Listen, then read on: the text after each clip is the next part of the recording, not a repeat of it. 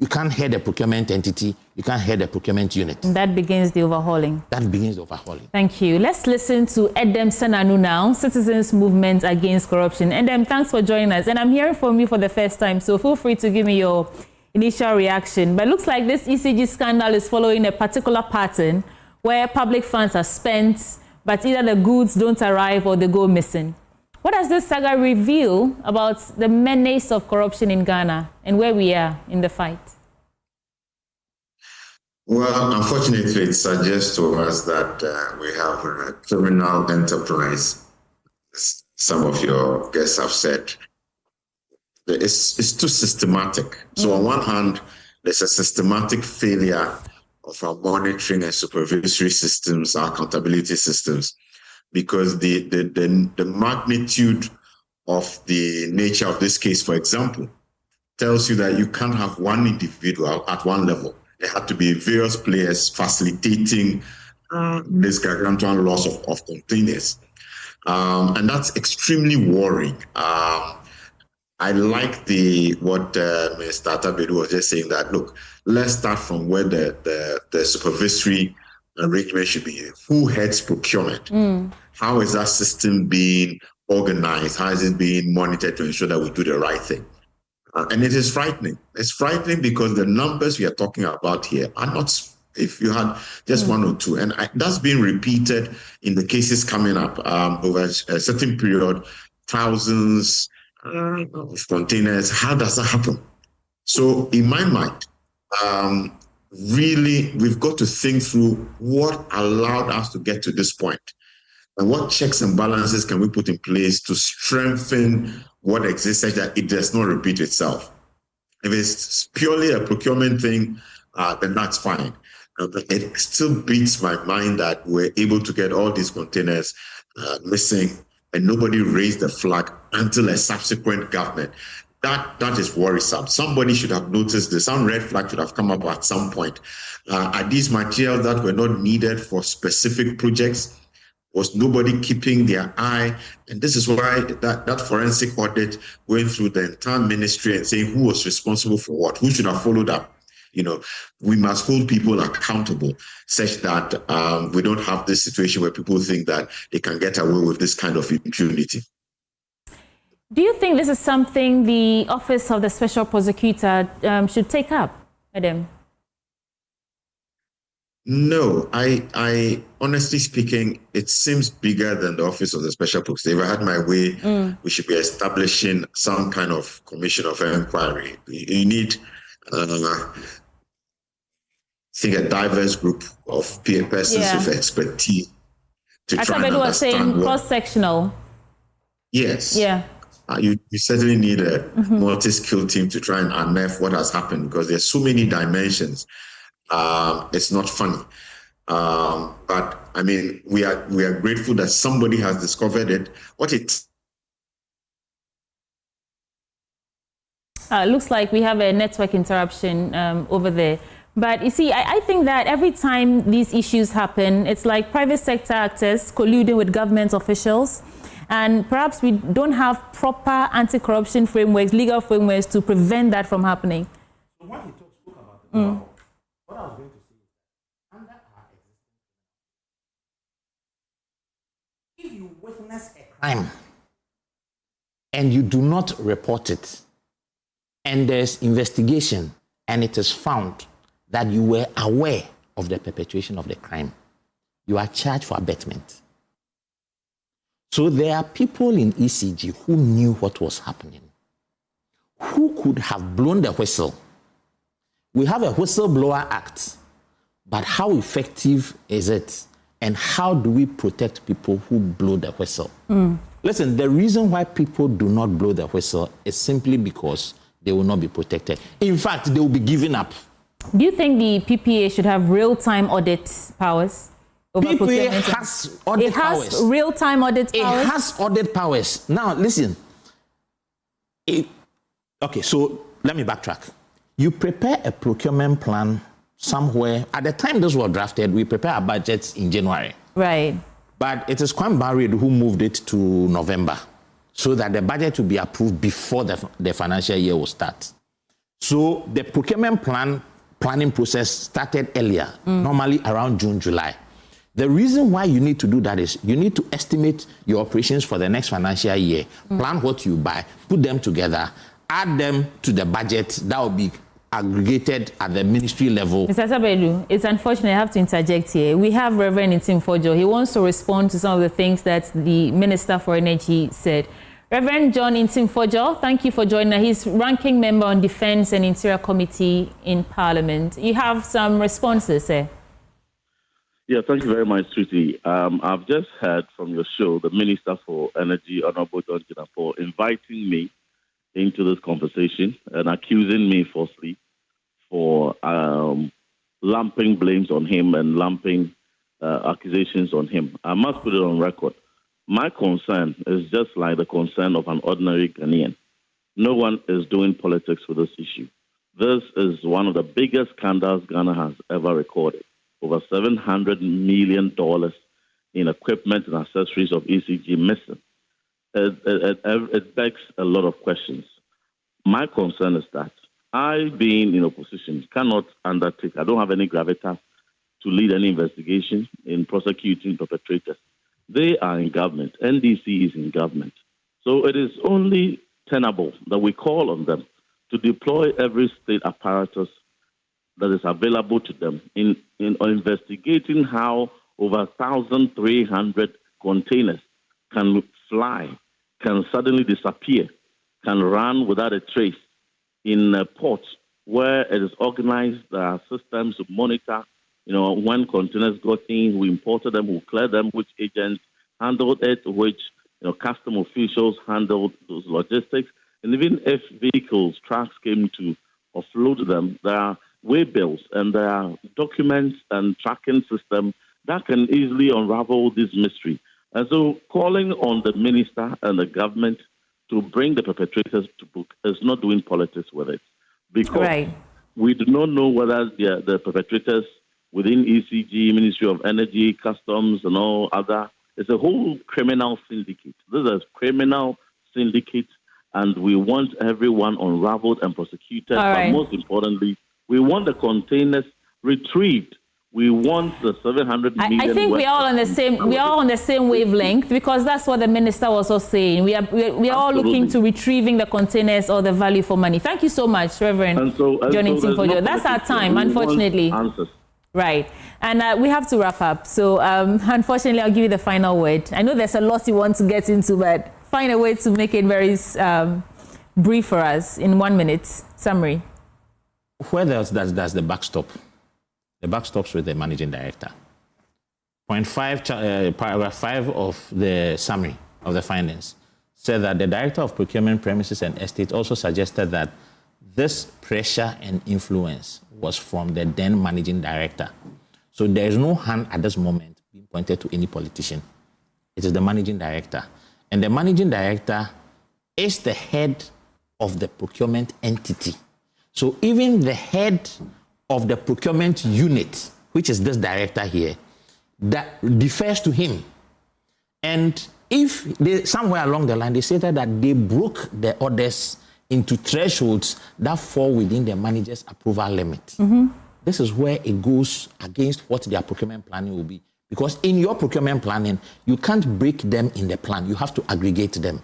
And once they had aggregated them, this thing should have gone to the Central Tender Review Board, which none of this, if you look at the amount involved, they should have gone to the Central Tender Review Board. So PPA itself went to sleep. That there is Mr. Kobina Atabedu. Are you Atabedu or Beduata? Atabedu. Because I had Colonel call you Atabedu. He confused it. We also spoke to Colonel Festus Abwaje, security analyst. We spoke to Edem Senanu, Citizens Movement Against Corruption, of course, in studio, Mr. Kobina Atabedu. And on phone, we spoke to Collins Adoma Mensah, his former Deputy Minister for Energy. And we also spoke to the Minister for Energy and Green Transition, John Abdullahi Jinapor. And finally, we spoke to Reverend John Ntim Fojo, the ranking member on Defense and Interior Committee in Parliament. Thank you all so much, gentlemen, for helping us put this issue in perspective. Before we go, though, I have a question. Every year, thousands of Ghana's brightest minds seek better prospects abroad, leaving a gap in our workforce. So how can Ghana inspire its talent to stay? Let's join David Ofosu-Dorte, Professor Mary Setrana, and Her Excellency Dr. Amina Gurib Fakim, former President of Mauritius, at the 12th edition of the Ishmael Yamson and Associates Business Roundtable to discuss managing the talent exodus, leveraging private-public partnerships for growth. This is happening on 7th May 2025 at Labadi Beach Hotel. Starts at 9 a.m. sharp. To register your attendance, text your name and organization to this number, 0530-117-202, or send an email to info@ieyamson.com. We'll be back with more on the AM show, brought to you by Waylead Properties.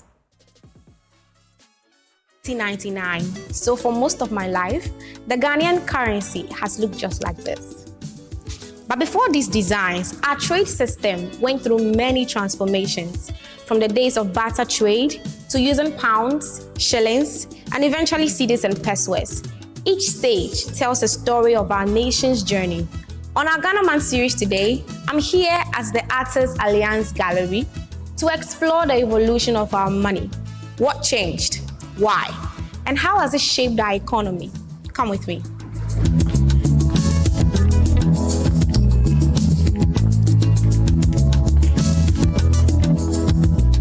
Money, they say, makes the world go round.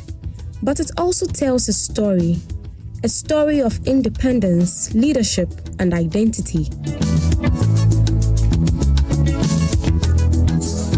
Today, I take a step back in time to explore the people behind our cedi.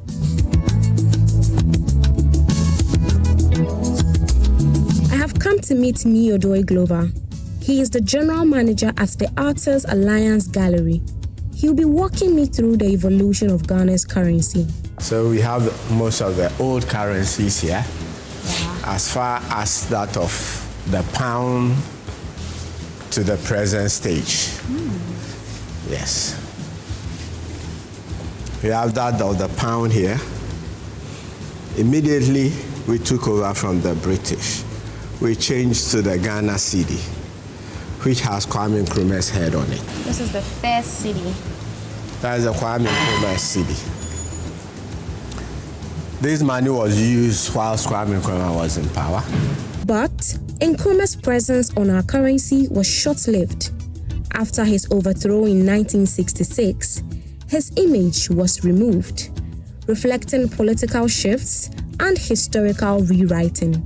Immediately he was throned, we stopped using it, and we started moving into other currencies.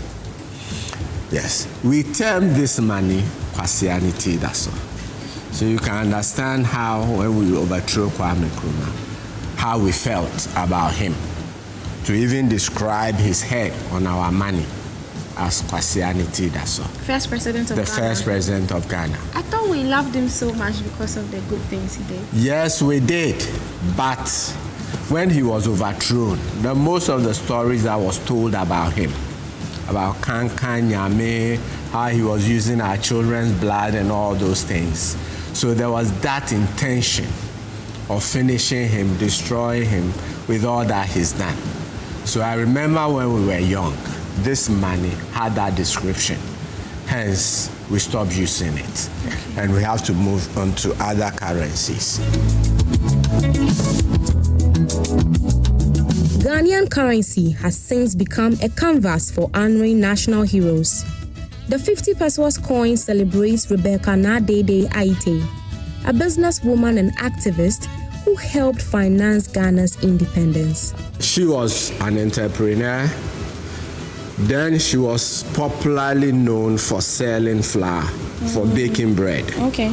Yes, and she was also the #1 sponsor of the CPP party. Yeah, I heard that. Yes, so she helped in the fight for the independence.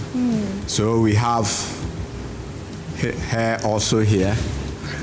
Very necessary. We can't do away without our women. Yeah. Our women are very important in all parts of our life. Very important. So Rebecca Nadede Aite. We usually call her Dede Ashikenshan. Flour. So, yes. Day so, flour. day flour. So, whenever you see this, you know it's day flour. Yeah. And that is Tete Kwashi. The one we all say he was the first person who brought cocoa down to us. Dosia Kise, she was the first nurse, and she was among one of those who helped that today we have the Nursing and the Midwifery Association. This Ephraim Mamu, our popular musician. He was a drummer. Composer of the national anthem. Of the national anthem. He was a drummer and he was a flute player also. And that is our popular Ya Santua of the Ashanti region. Beyond individuals, Ghana's banknotes also highlight national landmarks and industries. The Larabanga Mosque, cocoa farms, and the Akosomo Dam all appear on different denominations, symbolizing our heritage and economy.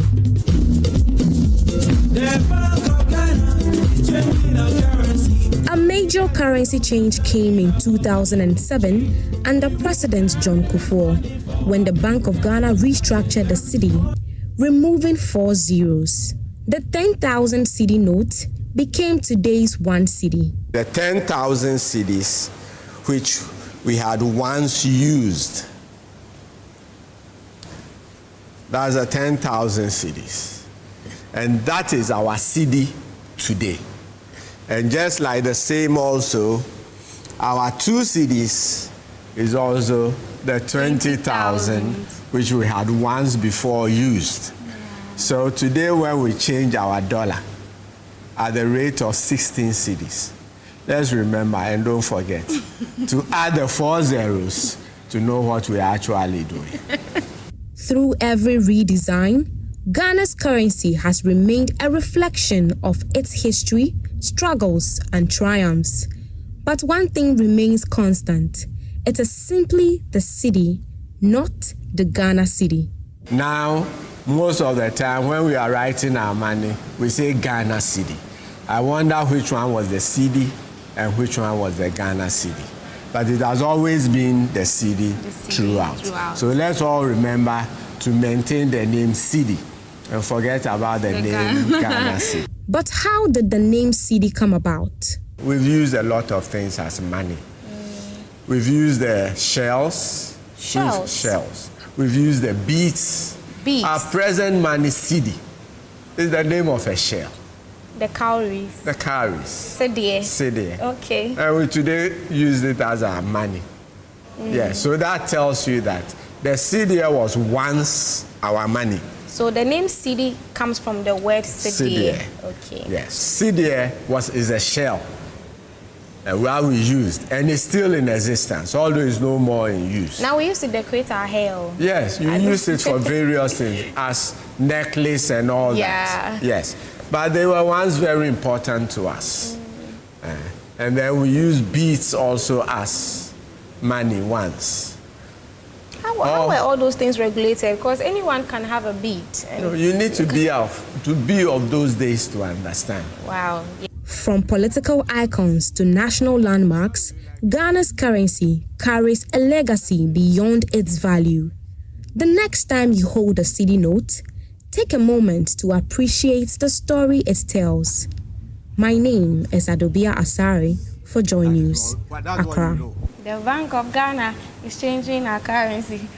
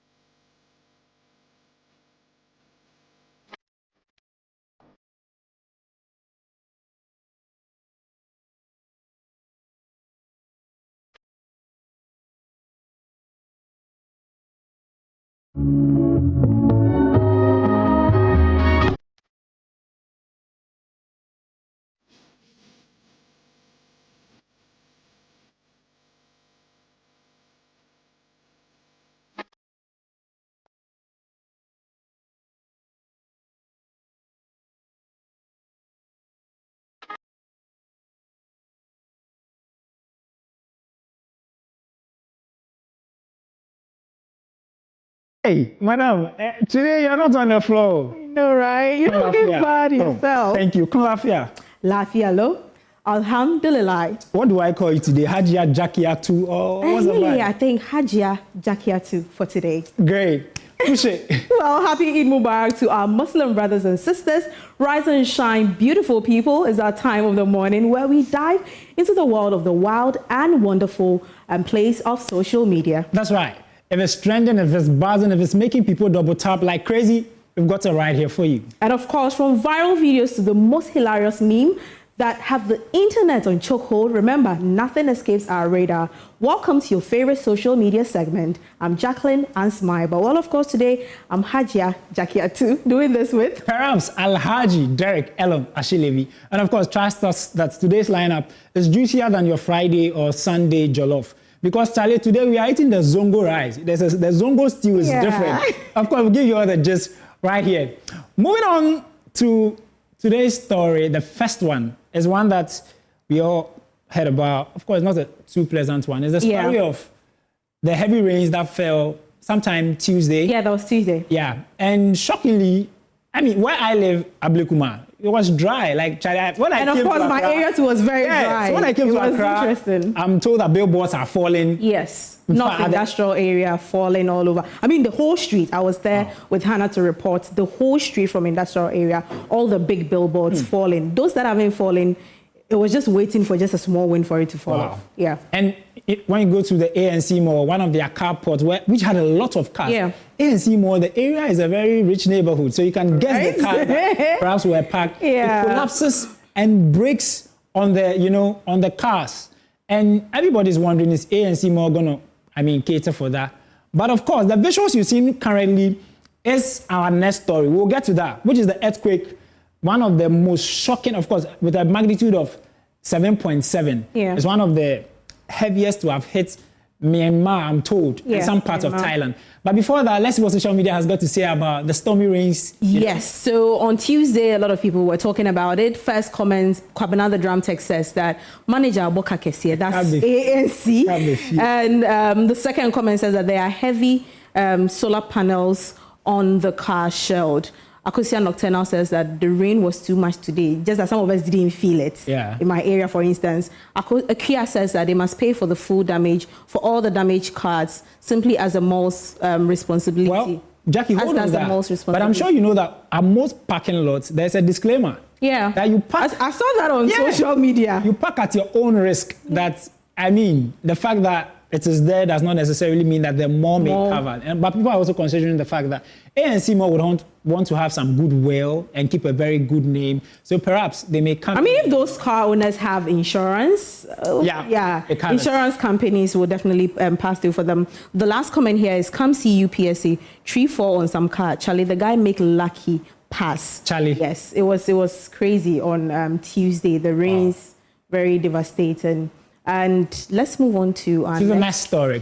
It's a story that we are all not excited about. And of course, we don't like to be the bearers of, bad news. But shockingly, in some parts of Thailand, Bangkok, and Myanmar, I'm told, is a very heavy earthquake with a magnitude of 7.7. Probably the heaviest to have hit after a century. And it's got high-rise building crashing and crumbling down. Watch this video. We'll bring you the comments after that.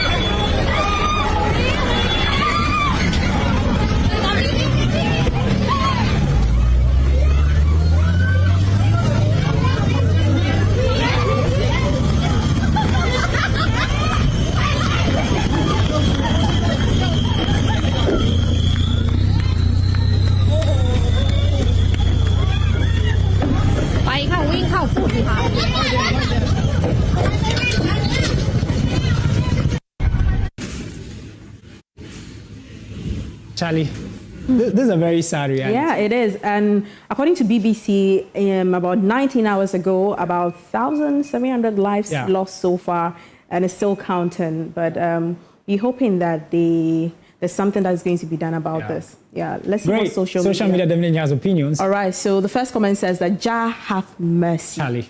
And the second one is, this is natural disaster, not that flooding we had in Ghana through our own irresponsible behavior. Jackie, hold for me right there. It makes so much sense. Yeah. And this one is natural. Nobody orchestrated it. But in our motherland, choke our gutters. We choke our gutters. One of the shocking phenomena that always busts my brain is, it is only in Ghana that it will rain. The gutters will be full. We'll dig out the sand and put it right by the gutter. It rains and it goes back to it. That's the whole. I'm in tears here. Sweetie, I mean, you have lived in Ghana for so long. What do you make of, the case that in some places, like the Thailand earthquake, it's a natural disaster. But in Ghana, Charlie, sweetie, I'm listening to you. In the end, we shall see all these things play out, guys. That's all I have to say, because we are Ghana. This is what we do. Wow. Jackie, run through it. And this Lim Prince says, the Time Prince says that, so sad. And the next comment says that in Africa, we have no natural disaster except the government. Africa is the paradise God created on earth. But I can't, it's an insult there. On the part of the leaders in T, we wallow in places that are plunged in all sorts of disasters. AM Legacy says that if you like, let 2 million buildings fall. I'll still choose there over Ghana. You see, Jackie, for this comment, it really hits me. I am doing the talk no the cook rice, telling people that, you don't leave Ghana, you go cook rice for here, you go feed make up. And somebody say, if things are better, the person wouldn't write this comment. Why would you even go to a place that is earthquake prone? Like, why? Man. Is Ghana that bad? Charlie, it makes me really wonder. I say, Baby still is going to live. All right, moving on is our next story. It's a story that if I tell you how people were angry on social media about the former NSB Director General, Edu Boahene, who allegedly has diverted some $7 million. Only $7 million. Now $1 million, my brother was forever. Skanakasa said also is a lot. If you try to divide it and segregate it, it's a lot. But it was one of the big stories from Monday throughout. That was after the AG press conference on the updates on the oral cases so far. And social media, someone said that, that might not be in our comment, but someone says that if not for that, he never knew that we even had a National Signals Bureau. I didn't know. Apparently, my research has to do with that in terms of our cyber security and things. You get it? And of course, just so you know, this contract was procured with an Israeli company to give us a cyber security defense system. Ghana and Asia, when the internet went off, so they're trying to take our tech and digitalize it. And so it was for the interest of the country. And so it's quite sad that if it turns out to be true, I think a lot of people will be quite broken. Let's run to comments and we'll bounce back to Sweetie Aborochi. Sure. So first comment, Kwesi Amwafo says that meanwhile, the whole world was told that the challenges that confronted Ghana was as a result of COVID-19, whereas others were blowing cash upon cash. Hey, Ghana. Charlie. Next one says that this is wickedness. Surprisingly, majority of these criminal activities occurred during COVID period in 2020. Yeah, just so our audience know, the contract was signed in 2020. Yeah, COVID year. Yes, and the next one says that meanwhile, the whole world was told that, it's still the same thing. Carlos Vela says that one day their children will come and tell our children that we are lazy, and they'll say their parents work so hard to give them a better life. He has an innocent face, so looks like a church elder of a Pentecost church. It says, well, no dreadlocks, no tattoos, no piercings. Because the narrative is that, you should be that, if you are a thief, you should look like, hey, Sweetie, what do you make of this story where a wise man once said, take advantage of opportunities. So if the opportunity comes your way and you take advantage of it, and that's the results we are seeing, God will judge us all. Wow. Very saddened by that. But the updates on the case is that the bail condition initially was 200. It was more than 200 million Ghana cedis, but then they sued the AG, and the update was that they've granted him. It's now 80 million. Been reduced to 80 million with 2 sureties. And we're hoping to see what transpired in the upcoming weeks All right. So let's move on to the next. Our very next story. ECG missing containers. Yes. It is only in Ghana that we can procure over 100,000 containers with ECG materials for all of us, and it gets missing. That's interesting. No, More than 1,000. Jackie, you were there. Give me the juice out of this. So, Friday we were with the minister and the whole national security team. Prior to, before that, they arrested some Chinese officials who they spotted that they were the missing containers. They saw the wires and all that. So when we went to these factories, we went to about 3 factories, it was 3 factories. Wow. And we got to see the wires. These wires that right you see right on the screen. These wires, some of them, they are turning them into aluminium poles, some into oars, some into aluminium blocks. Charlie. It's crazy, yo. It's crazy. And sometimes when they take the container, they take some of the things out. So they found some of the containers with nothing inside. Some of them, so they found some of the stuff in the containers, but missing stuff, wires, meters, and all that. And social media has been reacting to this. Let's see. So Jude says that no wonder my village doesn't have electricity. Our cables are probably here or melted already. So unpatriotic. When they finally raise such miscreants, let not Afenyo do a presser. I know, right? Ambassadors of poverty. This is pure wickedness to the highest call. The culprits must be jailed forever. Before I continue, Ambassadors of Poverty. It's a poem. It's a poem that I read in school. One of the 12 poems I read in school. Wow. And I wish I could recall some of the lines that Ambassadors of Poverty, the corrupt masters of, should I read it out? Yeah, you should read it for me. Okay, so Ambassadors of Poverty. By POC Ume. We don't have so much time, but yeah. Great. Definitely. And Kingsley, so moving on, there are other comments to that. Let me read this last one before we go. Feel like crying. How can people sit to dupe and rape the state in this wicked manner? How? Enemies of the state and a lot more. So it's so sad. But next to what the next and one. this is going to be our very last one, which is a very sad one. A Nigerian boxer had a bout in Ghana, and in the course of the fight, lost his life. I mean, he collapsed, and when he was rushed to the Kolebu hospital, he lost his life. Very sad. And if I tell you the situations around it, very sad. Initially, he was scheduled to fight on 28th of March, which was Friday, but the Ghanaian promoter for his Ghanaian boxer made an offer that he should lose the match so that he's offered $500 extra dollars. So, boxing is gambling. So you choose to lose the match and we give you extra 500. And the guy felt like, no, 500 is too small, Charlie. Give us a better offer. Wait, 500 was Ghana cedis? Dollars, $500. So he didn't agree to it. So he didn't fight on Friday. On his way back to Nigeria, Aflao, he was called to come back and fight. And the routine is that you do a medical check the night before the fight. That's right. You cannot do a medical check on Thursday and fight on Saturday. If you had perhaps done a medical check on Friday, we may have known that perhaps you had a health complication, That's all we've got for you today. Of course, if you're seeing us here today, we're so proud to celebrate our Muslim brothers and sisters. Yes. Doing this with the ever beautiful, ravishing Hajia Jakiatu. Okay, I just want to say a very big thank you to the Zachariah family, Megdad Zachariah, Hakim Zachariah, and Ubaidah Zachariah for my outfit, putting me on. Sweetie, crossing over back to you. Take it away.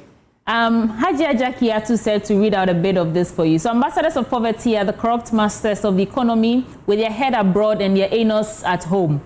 But this is our way of celebrating our Muslim brothers and sisters. Happy Eid al-Fitr. Enjoy.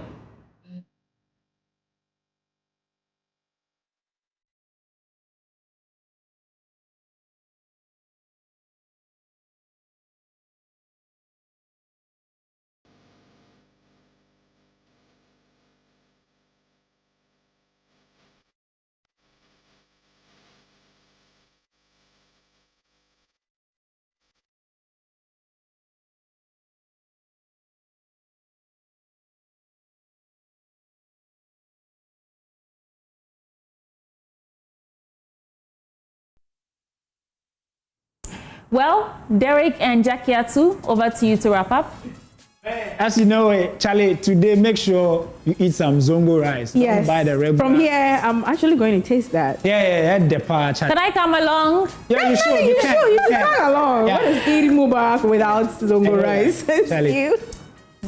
Well, so before we go, a gentle reminder that we are wrapping up the AM show, but we're leaving you with Ghana Grows Changing Narratives, brought to you by MasterCard Foundation in collaboration with Springboard Roadshow. But this dedication going out to Prince Niama Ayite at Choco Presby. It says, may God continue to be great and may you continue to be great and successful from your brother-in-law, Emmanuel at Multimedia. Thank you all so much. Happy Eid. Bismillah Rahman Rahim. Ameen. Bye.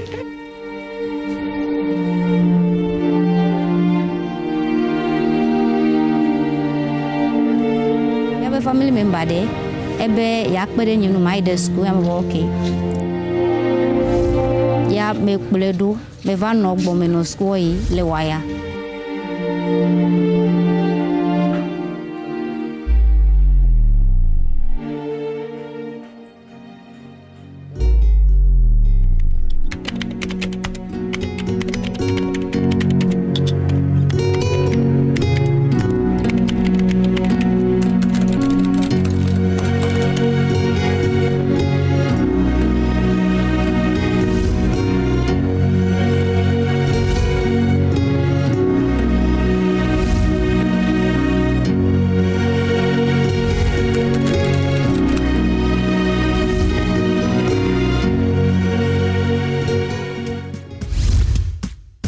Gavale school yo ya me va kpon chuvide ya be ya kpede nyunu ne mai de school ne me dola ya dem am bo okay ta me no school kaka abe chole JHS1 kaka me va do JHS2 third term mi angulo exam ya ide form 3 abi me fofu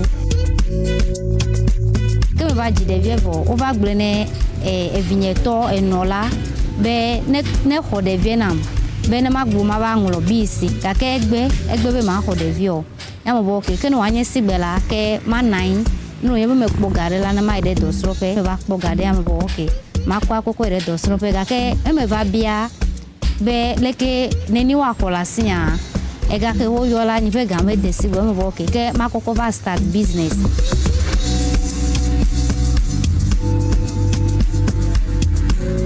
Ni pe nkonye at the Pon Georgina me wana indom. Georgina wants to learn work, wants to learn either sewing or hairdressing, but the money wasn't enough, and she decided to start it with something at the roadside by frying yam. But by the grace of God, if what she needs, she's able to get it, then she can go for what she is willing to do.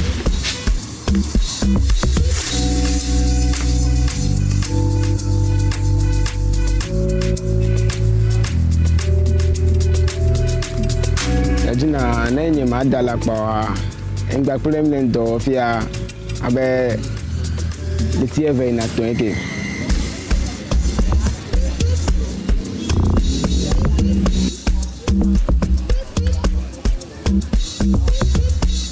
tameno koli ko chejira e me ba ko rice play beans che ko va kpedenu kake a ono play kaka va ro te feru me ga tele rice play beans e flo me va tasi am bo ki mako indomie ko kpedenu ta me tona koli ko lentini e jira na indomie play spaghetti ele fian yimi to wo be enula sipo ta no nyebe me jira no sigbela nyebe kpodeji ki he me kpona me ga gboga kokoko ina de asie me yi aga koko ba play enuwe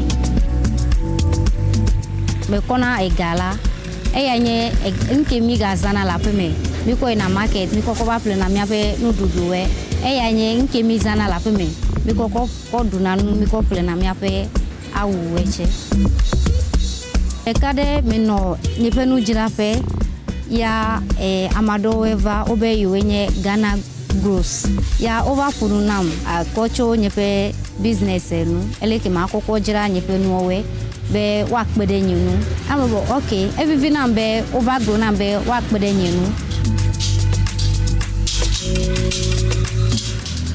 no ha manu ke la sister Georgina ra ne mi akpasire njajena hu makpede hu ya chene kpede hu ye be wanjoni me bete me ya pete mi akpon ko gbe yi mana enu okro nyebe evelia be no like no be ajira no mega probe te piela mele afochota ima ajira no aha ne jawagba ne dun sado ku ne blo ne koko akoko jira no ba o mi say acha kpona ne le to me. If I can do it, you can also do it. Ghana Grows Hope Day.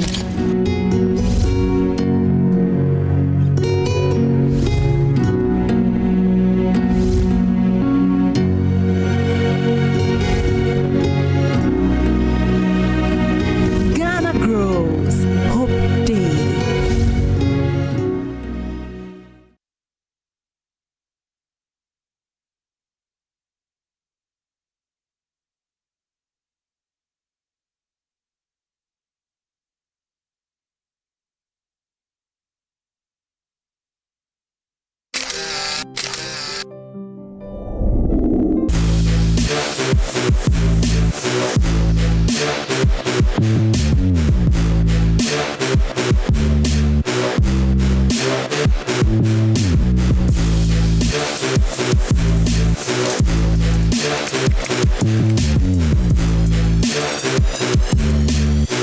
An impact maker is a change maker, a person or an entity or group that brings about improvement, okay, or an enhancement in the societal, livelihood or an individual's livelihood.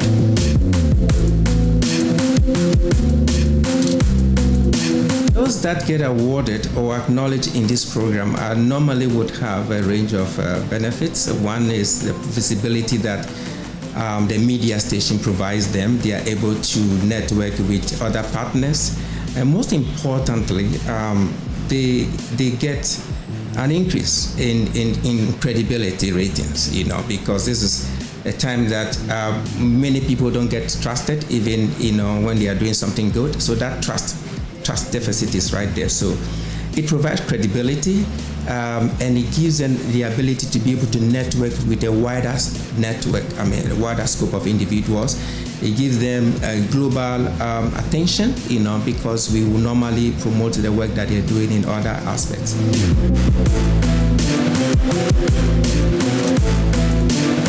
In the Ghanaian economy, we know that the education sector, in terms of the role that NGOs and humanitarian actors play, is the biggest, followed by health sector, because the health sector is a bit more requires professionalism, so we can classify the educational sector or programs as the biggest. And we see the impact in various ways, especially when you talk about education. Education is one of the very basic requirements that every individual needed to have in order that this person can make it, in life.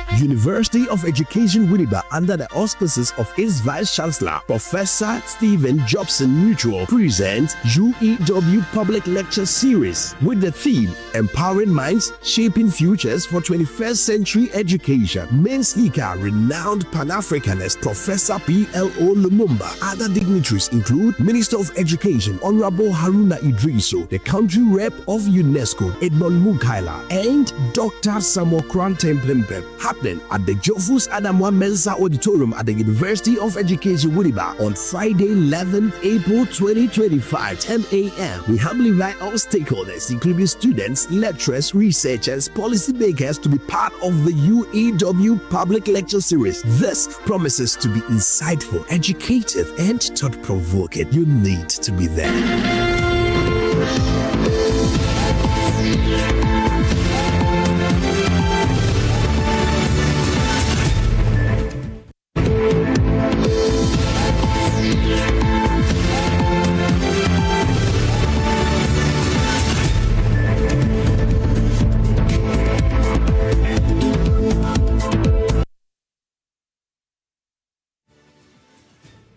Hello, this is News Desk. I am Amisi Nyamiche Thompson. Coming up this hour, civil society organizations asked President Mahama to revoke LI 2462, which allows mining in Ghana's forest reserves. We've got details on News Desk.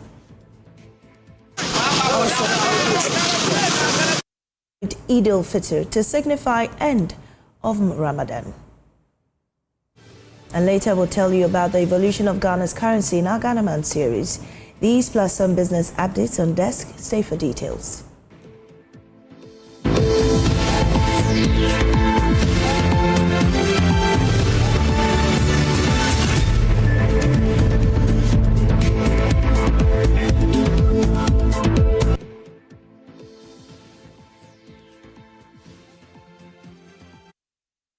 Welcome back. Now, a group of civil society organizations is asking President Mahama to revoke LI 2462, which allows mining in Ghana's forest reserves. Members of this group argue that the amendment that prevents the president from giving licenses for mining in the forest reserves isn't enough to end illegal mining.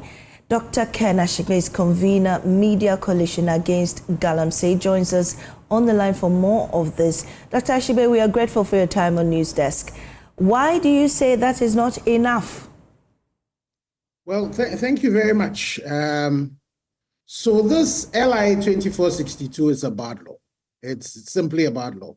This is a law that beyond just the portion that permits the president to allow mining in globally significant biodiversity areas, it also turns the whole process of mining and governance in the forest reserve upside down. The law is a law that the EPA took to Parliament. So EPA itself does not have any parent law on which it should be, on which any subsidiary legislation should be based. And so constitutionally, it is flawed, because you would have expected that the LI would have been based on the parent law. But the EPA does not have any of those parent laws on which it is based. The other bit about it is that in the guidelines that was subsisting before this LI came, it limited mining to just a 2% of the entire forest reserve, even if it's allowed. And if it's allowed, the process is such that you go to the Forestry Commission first, and then the Forestry Commission would have to evaluate your request and then either grant or reject it.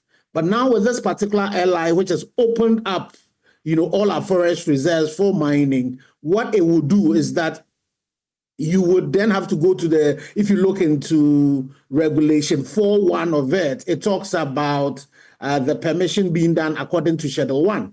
And Schedule 1 will say you will go to the Minerals Commission, you would go to the EPA. I'm sure in the process you might even get the minister signing, your permission for you. And these companies would have to spend a lot of money doing their prospecting and all of that before they will come to the Forestry Commission. And bear in mind, the Forestry Commission, the CEO is appointed by the minister. So if the minister himself, including the mineral, have permitted the mining, how are you going to now get the Forestry Commission officer to now say, no, don't mine it? And so amending this LI the way Parliament has done it would only save about 10% of our forest reserves. But if we revoke the law, as even the MPP that we are accused of not doing a good job in mining, in governing the mining, had an ally that was going to Parliament to revoke it. If you had His Excellency the President, when he was campaigning, and even when he had come into office, talk about revocation, talk about repealing of this law, it is unconscionable to now be hearing that we're just amending, and the amendment is only about the globally significant biodiversity areas. That's just a little bit of the harm that this particular law is going to cause. Yes, we know that mining companies that are mining bauxite, that are the likes of Newman and all of that, those could be put aside because they had been done long ago before this LI came into force. Right. And the ones that have been issued under this LI, and most of them given to politically exposed people, we revoke the LI, we revoke them as well, according to law.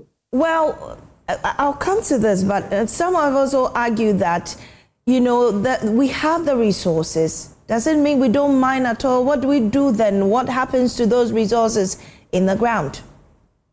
So you see, it's not for nothing that we say that these are reserves.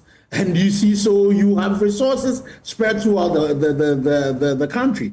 But there's also the forest also, which is a major resource. The whole issues about carbon credits and all of that. Currently, government has signed deals on some carbon credits that are in danger. Then you should also realize the fact that, so beyond your gold resource, that will be counted by the forest resource, the vegetative resource, the flora and fauna that exist in these places. A lot of your water bodies also take their sources from these forest reserves. So you cannot just be talking about just one part, which is just the mineral wealth that you want to get, and forgetting about the issues of your carbon credits that these forests can give you, forgetting about the whole issue about climate change, forgetting about your water bodies that take their sources from there, forgetting about, flora and fauna, extinction of some, biodiversity elements and all of that, and our very survival. Right. So we are talking transgenerational governance, not just, because gold prices have crossed the 3,000, we want to satisfy only a few people, only a few people, forgetting about all of us. Well, have you made these concerns known to the minister? What do you think should be done? So even on your channel, Awula Sewa was on your channel with the minister on Newsfile, and Awula brought these to the attention. We, in our meetings with the minister himself, have brought this to the attention of him. But bear in mind, this law is not the Minister of Lands law. This is a law from the Environmental Protection Agency. The EPA itself is not one of the natural, resource commissions that, our Constitution guarantees. But we have brought it. Not only that, we have sent a petition to the subsidiary legislative committee and have also copied the Speaker of Parliament and various other elements as well. And currently, we have started a petition on change.org that is galvanizing almost about 1,000 people. We want to galvanize the whole of Ghanaians who believe that it is important to err on the side of caution, make sure that, transgenerational protection and governance is taking place, and also taking the words of His Excellency the President when he himself was the minister, was campaigning, where he supported the revocation and all of that. So we believe that all of us should be able to get a president who has a party that has super majority in Parliament to be able to annul this particular amendment that is in there.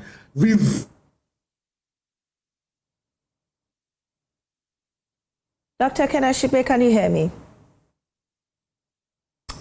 It looks like we've lost contact to Dr. Kenashibe. He's been giving us details of the steps that government should take to, avoid mining in forest reserves. We'll try and establish contact with him and then continue this conversation.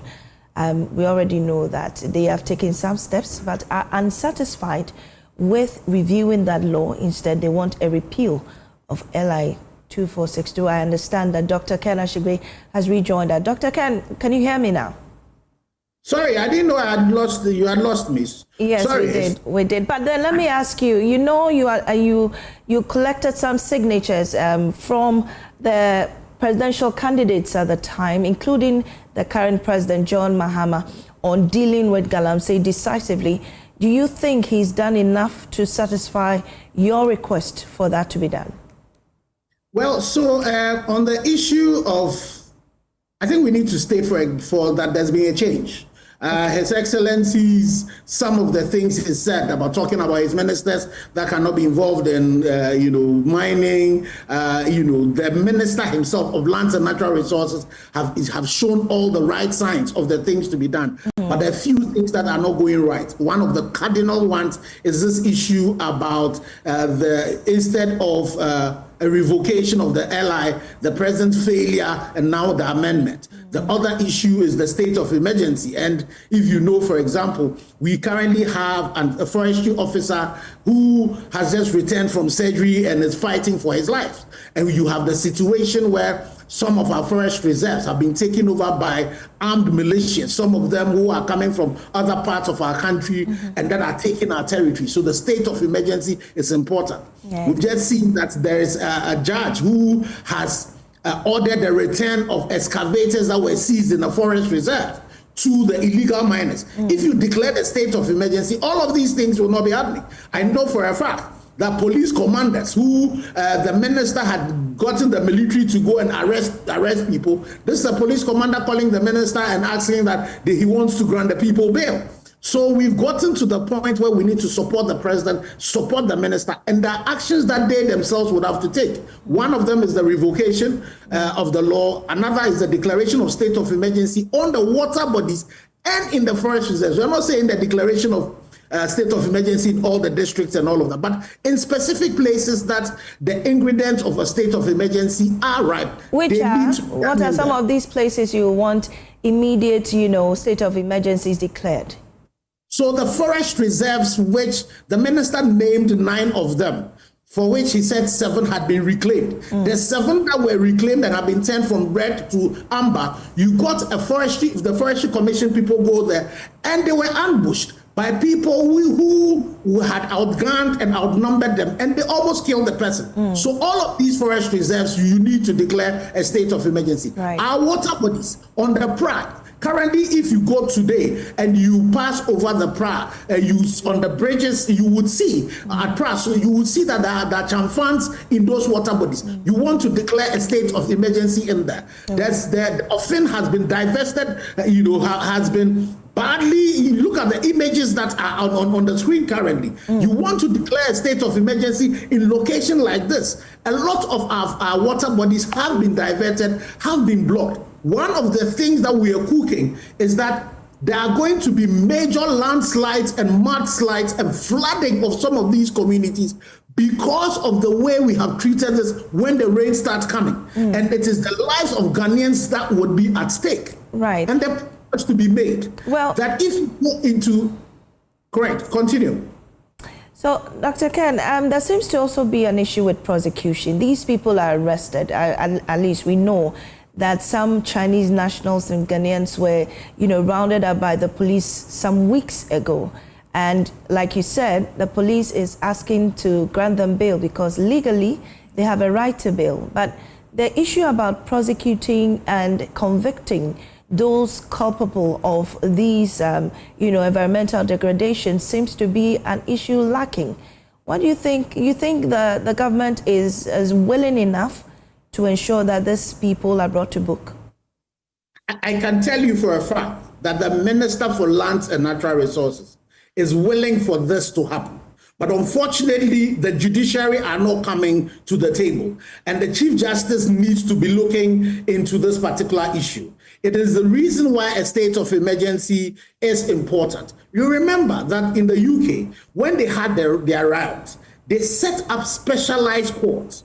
And within 24 hours, when you are arrested, you are taken to these courts, you are prosecuted, and if you are found culpable, you are jailed. So we've gotten to the point. I know the Minister for Lands and Natural Resources is asking the Attorney General and the Chief Justice to set up special fast-track courts. I believe that the state of emergency will give the president these special powers, working together with the AG and the Chief Justice, set up these specialized fast-track courts. For NDC that talks about a 24-hour economy, these courts should be running 24 hours. So like these people who are arrested and the judge has now asked that they should be granted bail and the equipment returned to them in 3 days, you take them to these courts. Within 24 hours, you jail them.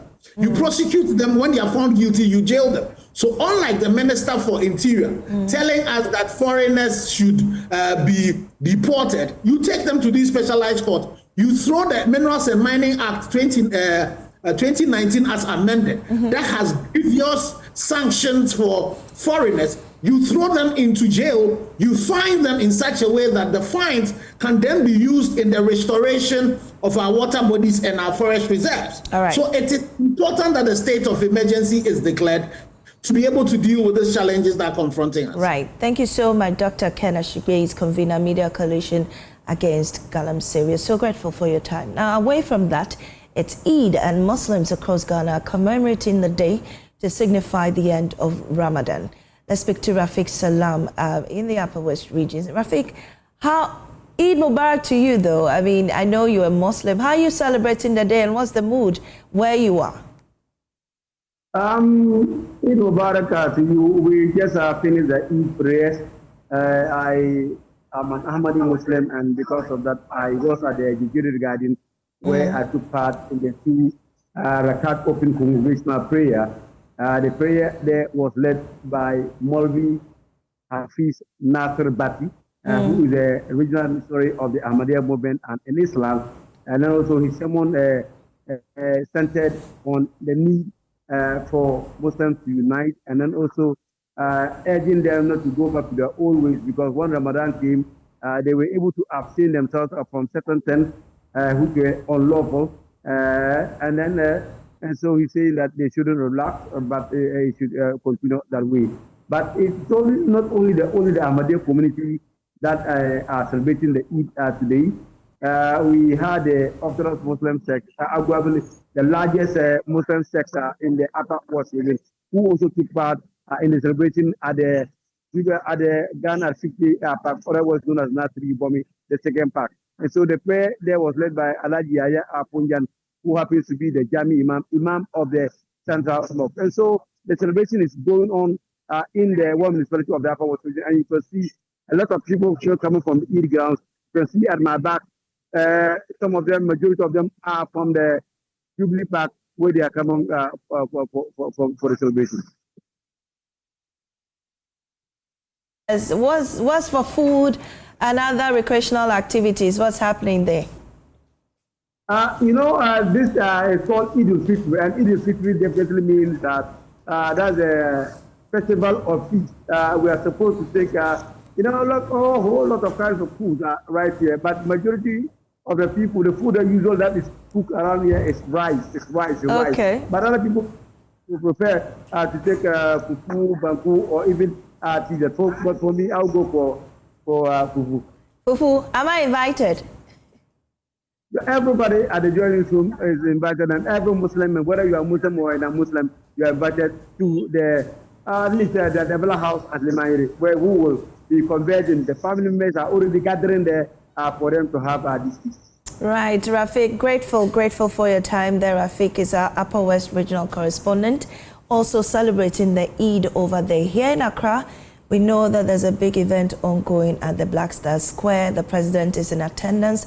The chief imam is in attendance with other dignitaries, and we'll definitely get in touch with our correspondent whenever they're ready to, when they start the program. We'll also touch base with other regional correspondents, but we understand many of them are still in prayers. We wish them well. Now, before we'll move on, and then we'll get back to them later.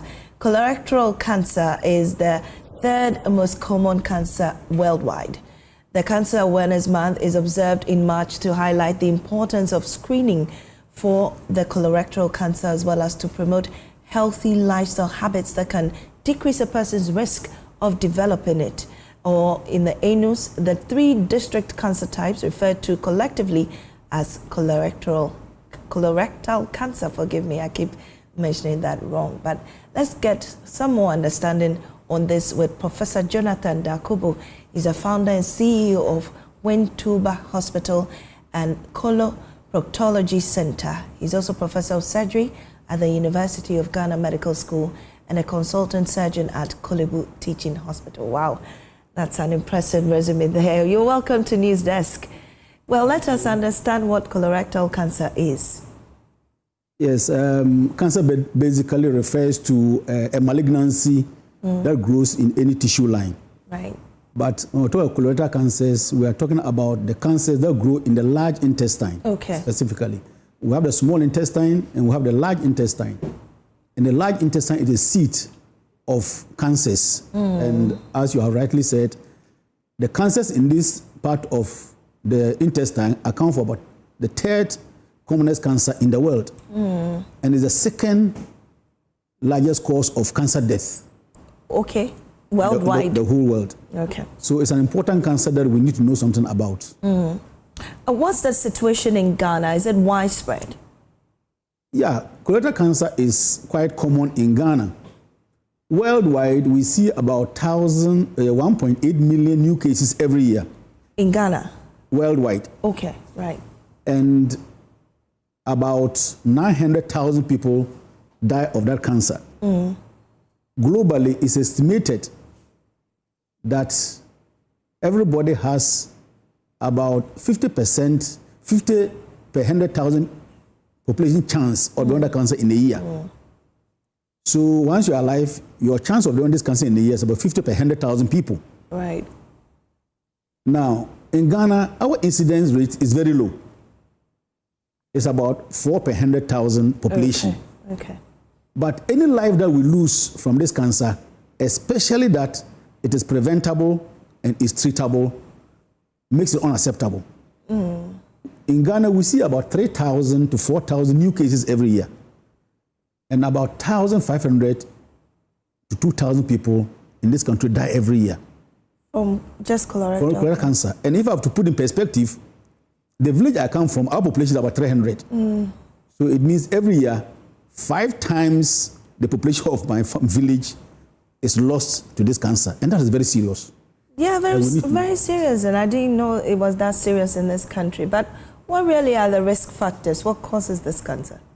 Yeah, the cause of many cancers we don't know. The direct triggers we don't know. But we have triggers for a few of them. For example, if an infection of hepatitis B, HPV, radiation, they cause some cancers.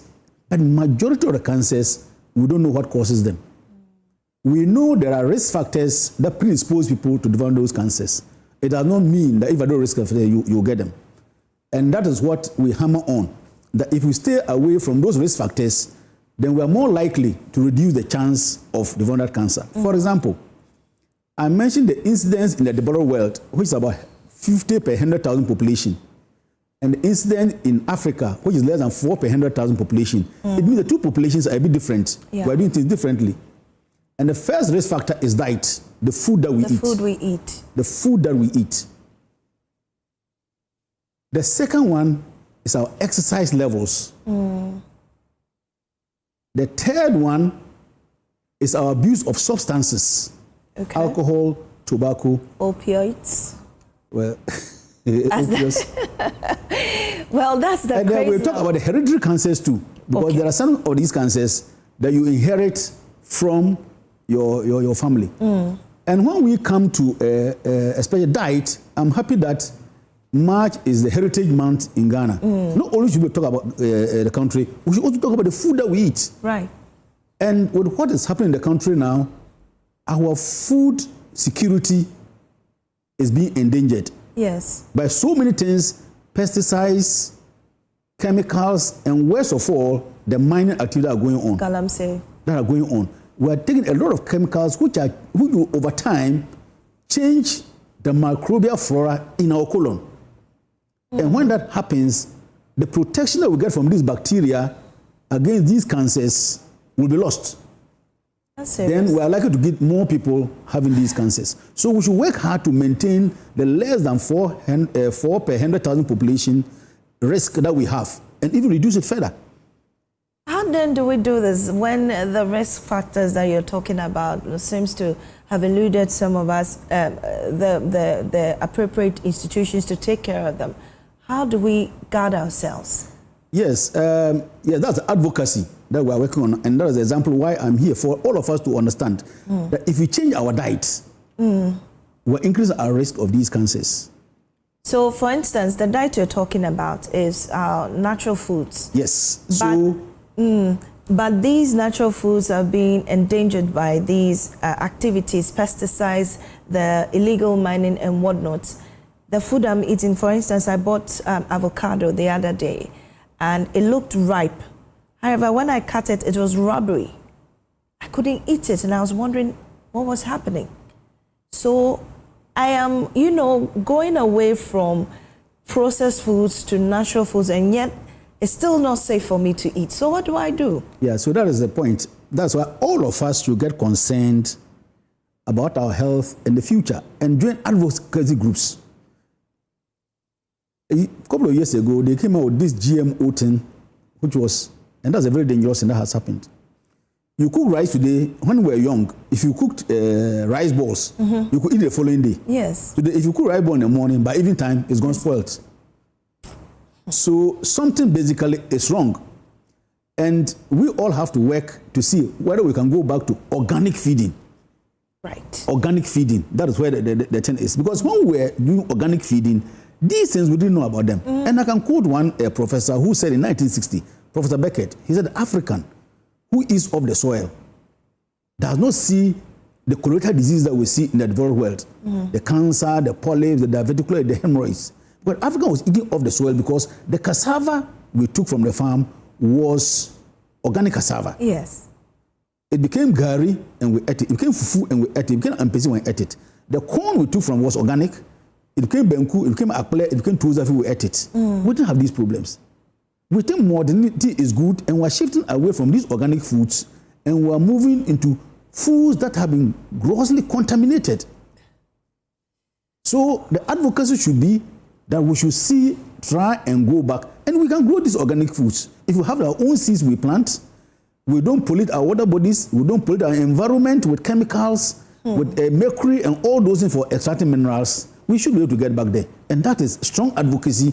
Every Ghanaian, not only a few pressure groups, every Ghanaian should be interested. Indeed. And you see, the other thing about colorectal cancer is the fact that it's affecting young people in our part of the world. How young?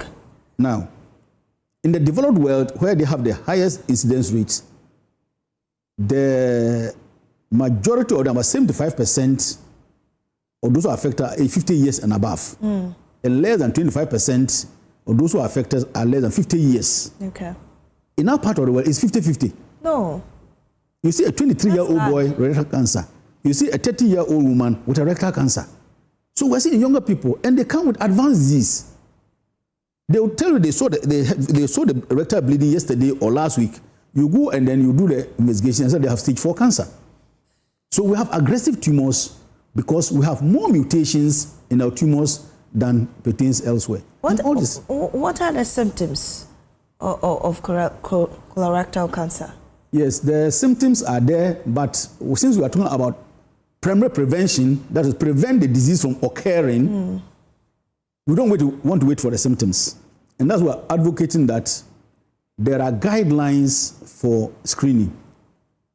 If you screen this year and you don't have any issues with you, your next screening colonoscopy is about 3 years to 5 years time. Okay. In this period, nothing can happen to you. But if there are issues, you'll be given a program to screen regularly so that when the first lesion, which is not a cancer, is detected and removed, you won't develop a cancer. Right.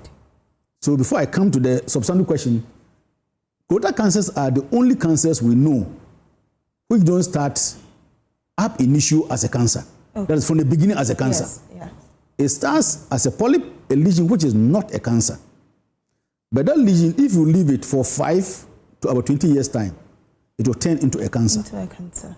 And that's where it is preventable. So if you can find all those polyps and remove them, nobody should develop rectal cancer. Number 2, colorectal cancers are also the few cancers that you need many gene mutations for the cancer to develop. Okay. At least 5. Sure.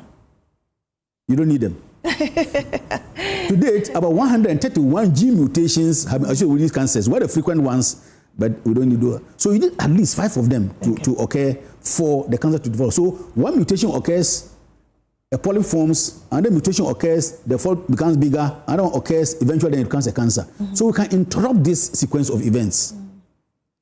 and then prevent people. Yeah. Now, the tumor can also develop, the polyp could have developed into a cancer. But there are still some genes which must mutate for the tumor to be able to spread. And until those genes have mutated, the tumor cannot spread. So we can still catch the cancer at the time that the metastatic genes have not mutated. And if you do the right treatment, that person is cured. Okay. So one, you can prevent it. It has been shown in America and other places that screening colonoscopy has reduced the incidence and the early detection has also reduced mortality. We know about that. Now to the symptoms of rectal cancer, the commonest is noticing blood in your stool. The commonest symptom is noticing blood in your stool. Okay. So that's why we're saying that if you notice blood in your stool, even if you think you know what is causing the blood in your stool, still come and do the colonoscopy. Because hemorrhoids, which we refer to as PAL, is the commonest cause of bleeding or blood in is the commonest. Yes. And by age 30, many people develop hemorrhoidal disease and they notice blood in their stool once in a while. So, and the incidence of colorectal cancer in our environment also peaks, starts to peak from age 30. Okay. So the two run in tandem. So many people come and tell you that, oh, yes, I noticed the bleeding, but for some years now, I've been noticing blood in my stool. I know it's make much of it. So that will play emphasis on the bleeding. The only bleeding in human beings, which is normal, is the menstrual flow. Right. And even that, a woman know when it is abnormal, they come and worry us, the doctors. Yes, of course. Either it didn't come or it's come too much. Even that one. Any other bleeding from any part of the body is abnormal. Something has gone wrong. And what has gone wrong must be found out. So if you notice blood in your stool, we need to investigate it. And a colonoscopy, a proctoscopy, sigmoidoscopy will give you the answer. Wow, a lot of copies. Copies, yes. The other symptoms which will show that the disease is now advanced: constipation. Okay. Change in your bowel habit. You go to toilet once every day. That's your normal. Now, rather than no, you go to toilet every other day or every third day, and it's become persistent. That is not normal. Something is happening. Right. Weight loss, diarrhea. A lot of noise in your tummy after eating. Feel bloated, and you hear all this noise in your abdomen. It tells you that something is not right. A coloproctologist should look at it for you. I keep hearing colonoscopy. What is that? What procedure is that? Yeah, it is. Scope is just to see, view the extent of something. So colonoscopy, endoscopy generally means looking into tubular structures. Okay. I'm seeing your face now. But inside your throat, I cannot see. Yes. Inside your lungs, I cannot see. Inside your stomach, I cannot see. Now we have equipment which have camera at the end of them, have light source at the end of them that we can put into these tubular structures and look around. Then you see, like face to face, you are seeing it in real time. Right. So depending on the part of the body that the instrument has been designed for, it gets the name. Okay. So the stomach is called gastrum. Okay. So when you're looking inside the stomach, it's called gastroscopy. Gastroscopy. The small intestine is called the enteron. Okay. If you are looking inside the small intestine, it's called enteroscopy. Okay. The colon, the large intestine, when you're looking into it, it is called what? The colonoscopy. Colonoscopy is as simple as that. Interesting. So colonoscopy means just looking inside the colon. Okay. You start from from the anus, you go all the way to the beginning of the colon and look at, if there's anything there, you will see it. That must be a very discomforting experience, I guess. We do it under sedation, so you don't feel anything.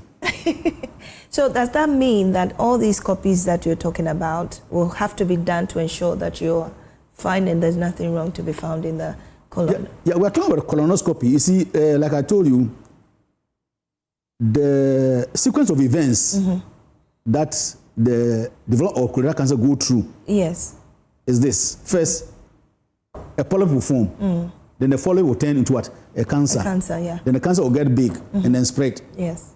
So if you do a colonoscopy and there's a polyp today, we'll take it out. Okay. Right. We'll remove it. Right. So that polyp is no more there. Now, what now happens to you is that every year you have to come to a colonoscopy. Okay. Because your risk of the one under polyp is higher than somebody who didn't have. Somebody who doesn't have that at all. So if somebody doesn't have a polyp, then we say come in 3 years' time or 5 years' time, or 3 years' time, do a stool occult blood test, and that kind of thing. We put it on your regime.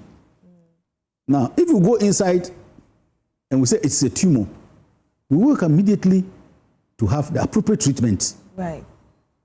Which will include surgery, chemotherapy, and other things. And it will save your life. Okay. So we remove polyps, and then we prevent the cancer from developing. You don't need any further treatment. But if we have a tumor, then the treatment is more extensive and involving. Right. Thank you so much, Doctor. We're very grateful for your time and the education you have given to us on colorectal cancer. Thank you very much. I hope I got that right. Next up, we do Ghana Man. Ghana's currency carries history.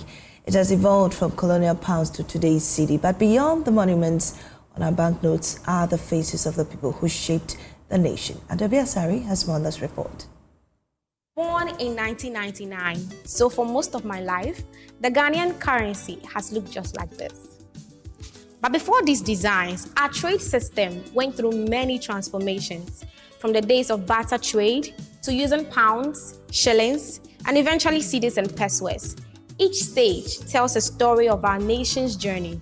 On our Ghana Man series today, I'm here as the Artists Alliance Gallery to explore the evolution of our money. What changed? Why? And how has it shaped our economy? Come with me. Money, they say, makes the world go round. But it also tells a story of independence, leadership, and identity. I have come to meet Miodoy Glover. He is the general manager at the Artists Alliance Gallery. He'll be walking me through the evolution of Ghana's currency. So we have that of the pound here. Immediately, we took over from the British. We changed to the Ghana cedi, which has Kwame Nkrumah's head on it. This is the first cedi. That is the Kwame Nkrumah cedi. This money was used whilst Kwame Nkrumah was in power. But Nkrumah's presence on our currency was short-lived. After his overthrow in 1966, his image was removed, reflecting political shifts and historical rewriting. Ghanaian currency has since become a canvas for honoring national heroes. The 50 pesos coin celebrates Rebecca Nadede Aite, a businesswoman and activist who helped finance Ghana's independence. She was an entrepreneur. Then she was popularly known for selling flour, for baking bread. Okay. Yes. And she was also the #1 sponsor of the CPP party, and that is Tete Kwashi. The one we all say he was the first person who brought cocoa down to us. Dosia Kise, she was the first nest. This Ephraim Mamu, our popular musician. He was a drummer. Composer of the national anthem. Of the national anthem. And that is our popular Ya Santoa.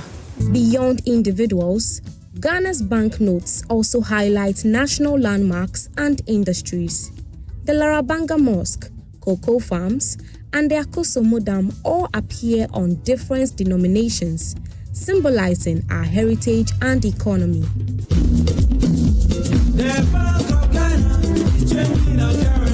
A major currency change came in 2007 under President John Kufuor, when the Bank of Ghana restructured the cedi, removing 4 zeros. The 10,000 cedi note became today's 1 cedi. But how did the name cedi come about? We've used a lot of things as money. We've used the shells. We've used the beads. Our present money cedi is the name of a shell. The cowries. The cowries. Cedi. Okay. And we today use it as our money. Yeah, so that tells you that the cedi was once our money. So the name cedi comes from the word cedi. Okay. Yeah. From political icons to national landmarks, Ghana's currency carries a legacy beyond its value. The next time you hold a cedi note, take a moment to appreciate the story it tells. My name is Adobia Asari for JoyNews, Accra. The Bank of Ghana is changing our currency. So that's why you know. Interesting report there by Adobe Asari. We'll take a break. We'll return with business.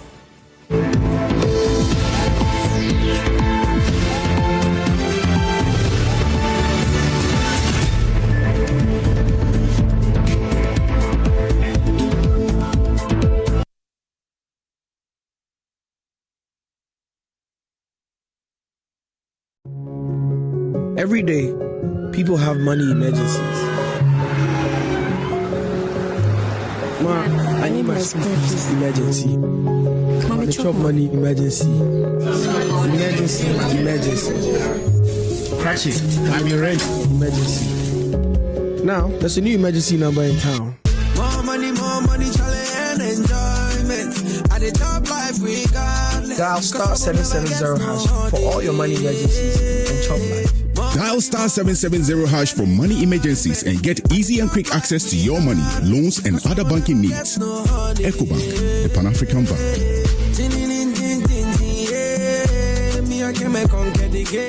It's the Accra Healing and Deliverance Crusade. God takes his people and put them in charge.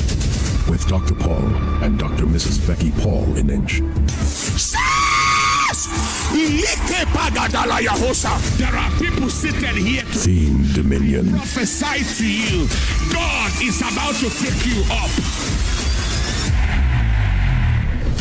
Date 10th, 11th of April, 2025, 5 p.m. daily. To be a Christian and be in the peace. Venue El Wak Sports Stadium, 37, Accra. Ministers and Workers Conference at Accra International Conference Center on 11th April at 9 a.m.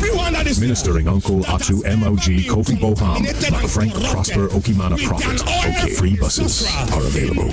Call 0257765546 for more inquiries. Accra Healing and Deliverance Crusade.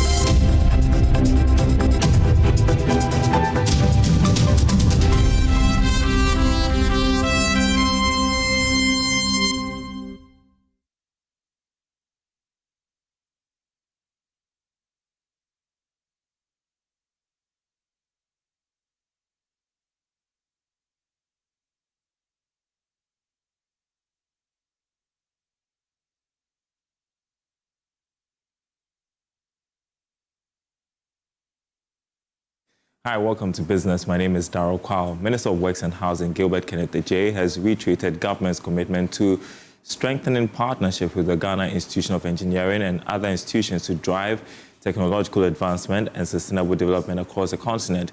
He spoke at the investiture of the 53rd president of the Ghana Institution of Engineering.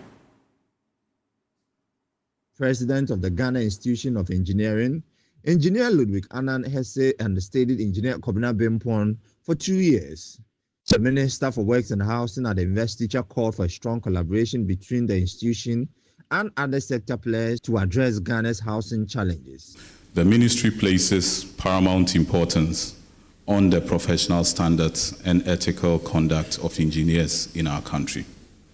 In this regard, the Engineering Council Act 2011, Act 819, stands as a cornerstone for ensuring quality and accountability within the profession. We at the ministry are committed to actively collaborating with the Ghana Institution of Engineering and enforce its vital act. This collaboration is crucial in upholding the integrity of the engineering profession and ensuring that all projects undertaken contribute to the safety, sustainability, and progress of our nation. We want to state clearly that the ministry will wholeheartedly support engineers who adhere to the provision of the Engineering Council Act. Your commitment to professional standards and ethical practices is not just commendable. Newly sworn in President, Engineer Ludwig Annan Hesse pledged to continue ensuring standards and professionalism in the institution. The objective of the institution is to promote and advance the science and practice of engineering to the benefits of society in Ghana, Africa, and globally. Article 3.2 goes further to state that to achieve the objectives, the institution shall collaborate with the Engineering Council, other statutory bodies, and other relevant organizations to undertake the following in Ghana: registration and regulation of engineering practice in Ghana, maintaining professional standards in the practice of engineering, promoting the welfare of members and registered entities. As part of this year's investiture, Engineer Sophia Tijani is the president-elect, as she will understudy 53rd President, Engineer Ludwig Annan Hesse, for the next 2 years. This year's investiture was under the theme, Engineering Our Future, Do It Well, Do It Right. Vice Chancellor of the Ghana Communication Technology University, GCTU, Professor Emmanuel Ohene-Afuakwa, has emphasized the need for collaboration between academia, industry, and government to drive technological innovation and solve societal challenges. He spoke at the 3rd edition of the university's Technology Business and Society Seminar Series. Rosilla Calistego has more in this report. Of Technical Business and Society Seminar Series and Vice Chancellor of the Ghana Communication Technology University, Professor Emmanuel Ohene-Afuakwa underscored the critical role of collaboration among academia, industry, and government in fostering technological innovation to tackle societal challenges. During an interview at the 3rd edition of the Technology Business and Society Seminar Series, he stressed the need for impactful, solution-driven research in sectors such as agriculture, health, and education, positioning GCTU as a pivotal force in Ghana's digital transformation.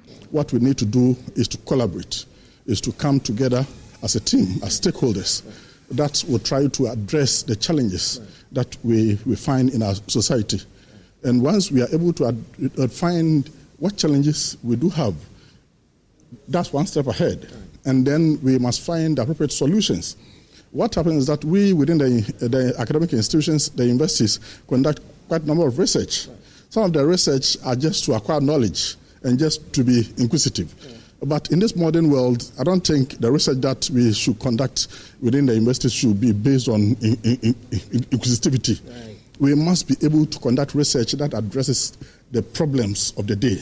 Students pursuing BSc in Information Technology shared insight on the need for stronger industry-academia collaboration, technological advancement, and hands-on practical training to enhance Africa's competitiveness in the global digital economy. In the part of industry, I heard her saying something like Vodafone, where a student made a technology something to help advance Vodafone, but wasn't used. Yes, so I think the industries are supposed to accept with the technology students to use our idea to enhance their industry. Yes. Ghana hasn't gotten much technology as compared to the other countries. So taking it to the leadership aspect, I think it can be and it cannot be as well, because our leaders are supposed to initialize it in most of the universities, because now universities are the base concepts of every aspect of technology now. Initializing it for the students to have more comfort when having those equipments. So I think it's not really about the leadership, it's about the individual claiming to have it. I think someone asked a question about how the curriculum of education is going to help students to get more handiworks and other technological works. But since the answer given to her was like, the curriculum has been changed to a system that there will be several internships and other activities that will be going on behind the scenes that will allow students to have hand-on practicals whenever they are going out the education sector. This will give them the experience they will need for them to cover and also get the opportunities they would like to enter in the other sectors of the world. The 3rd edition of the GCTU's tables emphasized collaboration among academia, industry, and government to drive innovation and tackle societal challenges, positioning Ghana in the evolving digital economy. Rosilla Calistego's report, read to you. And that's it for this segment. We will be right back.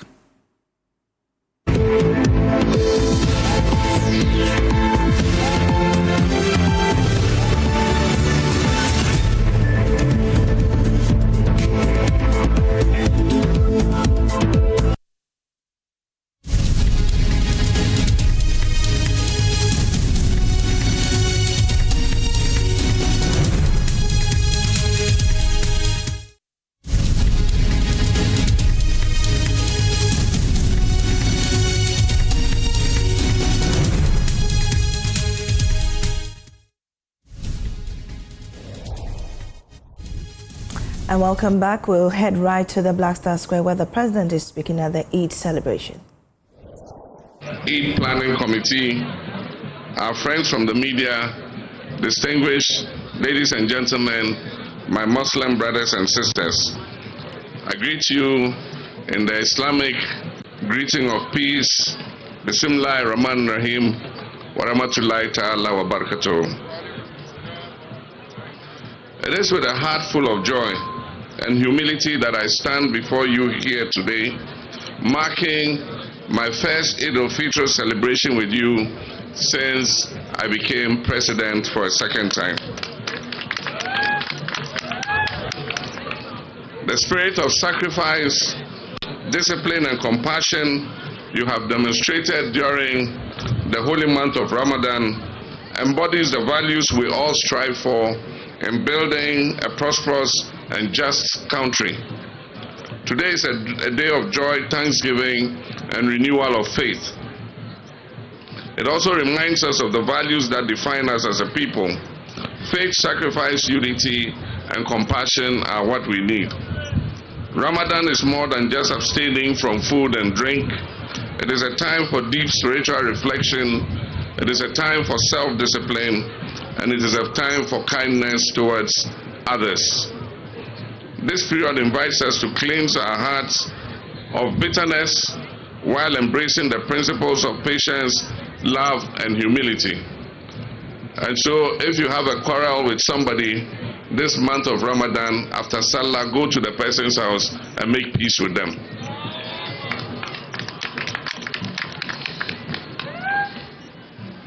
Ghana is a nation blessed with religious harmony. We have built a society where Christians and Muslims coexist peacefully with other religions. We share in each other's celebrations, we support one another in times of need, and we work together for the progress of our nation. This is a blessing we must never take for granted. The Holy Prophet Muhammad sallallahu alaihi wasallam teaches us that the greatest amongst us are those who promote peace for others. Ghana's development will not be determined by our divisions, but by our unity. I therefore urge all Ghanaians, especially our religious leaders, our community elders, and our youth, to keep fostering peace and understanding amongst us. Let us reject division, let us reject hatred, and let us reject intolerance. The Ghana we desire can only be built through collaboration and mutual respect. Our Muslim communities have made significant contributions to Ghana's development, and I would like to take this opportunity to commend you for your efforts. From education and healthcare to business and governance, the impact of our Muslim brothers and sisters is evident everywhere. Our Zongo communities remain centers of entrepreneurship, trade, and cultural enrichment. However, we must do more to ensure that the development in our Muslim communities is balanced and catches up with the rest of the country. We must invest in quality education for our children. We must improve healthcare facilities and create opportunities that will help our youth to achieve their full potential. Education remains the most powerful tool for change, and I want to encourage our Muslim youth to embrace it fully. Education is our opportunity for social mobility. Islam itself teaches us that seeking knowledge is a lifelong duty for every Muslim. The future of Ghana hinges on our ability to equip our young people with the right skills and the mindsets to thrive in a constantly changing world. One of the core teachings of Islam is the importance of charity, kindness, and giving. Zakat and Sadaqah remind us that true wealth is not measured by how much we accumulate, but by how much we give to help those in need. As we celebrate Eid, let us not forget our brothers and sisters who are less fortunate and are struggling, such as orphans, widows, the unemployed, and the elderly. Indeed, when we leave here after Salah, everyone should look for an orphan, a widow, or an elderly person and show them an act of kindness. That is what Ramadan is about. Let us carry on our acts of kindness that Ramadan inspired, and let us reach out to those who are in greatest need. This is not only an Islamic duty, but it is also a national responsibility. Because a nation that cares for its vulnerable is a nation that will always be blessed by Allah. To our young people, I say Ghana's future is in your hands. In this era of digital transformation, of economic challenges and global competition, our youth must equip themselves with the knowledge, skills, and discipline necessary to be able to thrive. Our youth are the ones who will shape the country's destiny. Allow your faith to guide you, but also let your education and hard work serve as the tools that empower you to build a brighter future. So it is important to be a faithful Muslim, but it's also important to be an educated Muslim. As leaders, we will do our part to create an enabling environment that gives young people the opportunities that they deserve. And it is my wish that our youth in the Muslim communities will take advantage of these opportunities. I urge our youth to rise above the challenges and remain committed to personal and national development. Ghana needs you now more than ever before. As we celebrate the culmination of a month of devotion with 2 days of Muslim holidays, as I promised, I reaffirm my commitment to the social contract I have made with you, the Muslim community, and the people of Ghana. This year, the additional holiday has worked very well. My information is that our brothers of the Al-Sunnah wal Jama'ah denomination held their prayers yesterday. Today, the National Chief Imam is holding the national prayers for the Salah holiday. And tomorrow, I hear there's a denomination in Tamale that are going to say their prayers on Tuesday. So the additional holiday has given everybody a holiday, whichever day you decide to pray. My brothers and sisters, my promises are not just words. They represent a solemn commitment to enhance the lives of every Ghanaian, irrespective of their background or their faith. We will focus on education, healthcare, job creation, and infrastructure development, ensuring that everyone shares the benefits of our nation's progress. Finally, I must address a deeply troubling issue: the illegal construction of buildings in waterways, causing flooding and extensive destruction of property. As we know, the rains are about to start, and already we can see flooding because people have built and blocked the rivers, and so the rivers have nowhere to go but to back up. This reckless disregard for planning regulations and environmental safety is a major contributor to the devastating floods that continue to plague our communities. I'm aware of instances where private businesses colluding with some chiefs are turning water retention areas, Ramsar sites, into built-up zones. Let me be clear, this must stop. Those structures will be pulled down. We will not allow a few selfish individuals to endanger the lives and livelihoods of countless others. The law will be enforced, and those who flout it will face the consequences. My brothers and sisters, building a better Ghana requires collective effort and shared responsibility. Let me also reiterate that the celebration of al-Fitr is one that should be done with peace and dignity. Unfortunately, in the past, reckless riding, reckless driving has led to unfortunate loss of life. And I want to say, no one must die in the celebration of Eid. No one must die at the end of the celebration of the holy month of Ramadan. And so I'm going to caution our young people who drive their cars recklessly and ride their motorbikes recklessly. I've asked the police to look out for you. And if you ride recklessly or drive recklessly, we'll arrest you.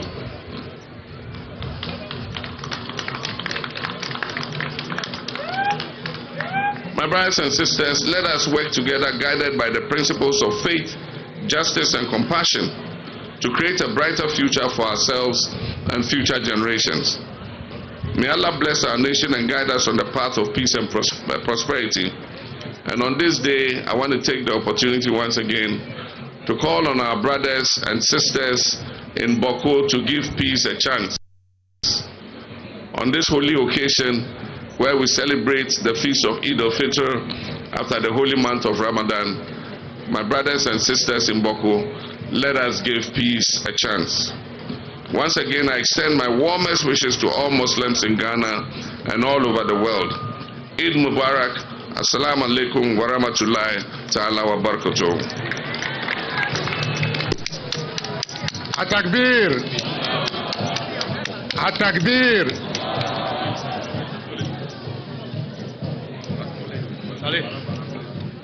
No.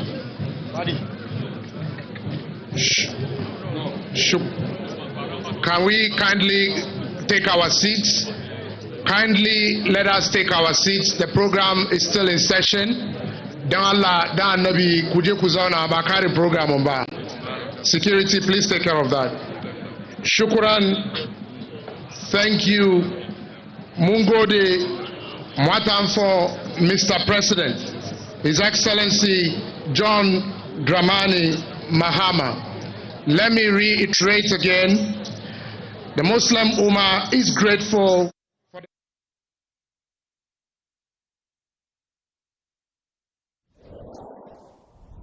And there you heard President John Mahama reiterating against reckless riding and driving during the festivities. Also, issuing a warning against indiscriminate building along waterways. And that's how we wrap our edition of News Desk this morning. I am Amiesi Nyamiche Thompson. There's more news on myjoyonline.com.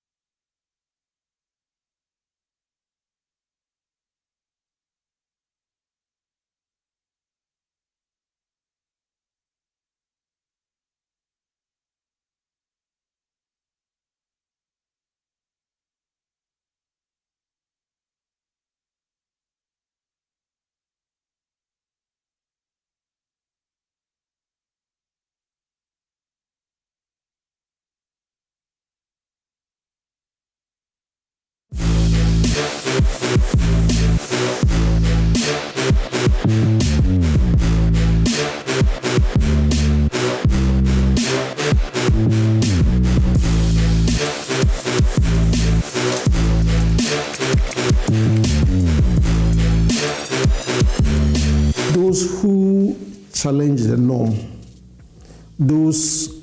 I think it was Robert Kennedy who said some people see situations and ask why. Some envisage solutions and ask why not. So we are looking for impact makers who see situations in their communities, think of solutions and ask why not. Those who challenge the situations that impoverish people, those who challenge situations that exclude, citizens from exercising their rights, from accessing their rights, from enjoying the benefits of being Ghanaians, and those who speak truth to power. Those are the kind of impact makers that, I think, we should be aiming to identify, we should be aiming to celebrate, and we should be aiming to reward.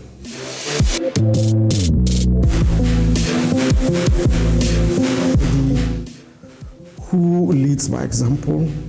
Somebody who is helping to address a salient issue in a community, an issue that is critical to vulnerable groups, disadvantaged groups, excluded social groups in their communities. Someone who is seeking to make a change without looking for remuneration, without looking for compensation, that he or she is doing it for altruistic reasons.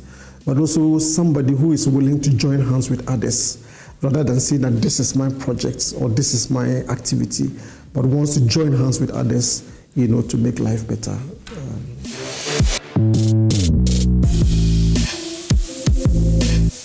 I would hope that given the brand, the recognition, the legitimacy of Joy and multimedia, any recognition coming from this station, coming from this company, is in itself something to be celebrated. So I think they feel adequately rewarded. But I also think that it inspires them to do more. That the example of they being celebrated on TV and radio and online would also inspire other people to say, let me also do similar.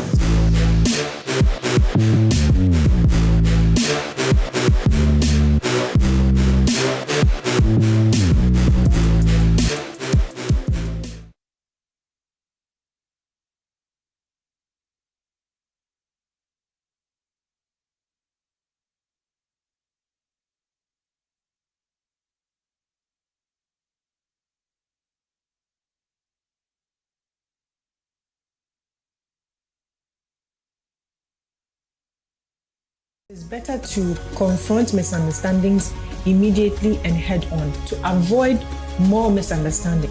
I have found out over the years that transactions don't pay. Good leadership is about being vulnerable, being open to know that some of your ideas might not always be 100%. You never see failure as an option, so you continue to work hard. Normal to get to a point where you feel you're flat, you're plateauing. But don't give up because of that, because you need a new S-curve to get you to the next stage. Mark your calendar and tune in every Sunday at 9 p.m. on JoyNews. Springboard your virtual university. Your personal value will shoot up.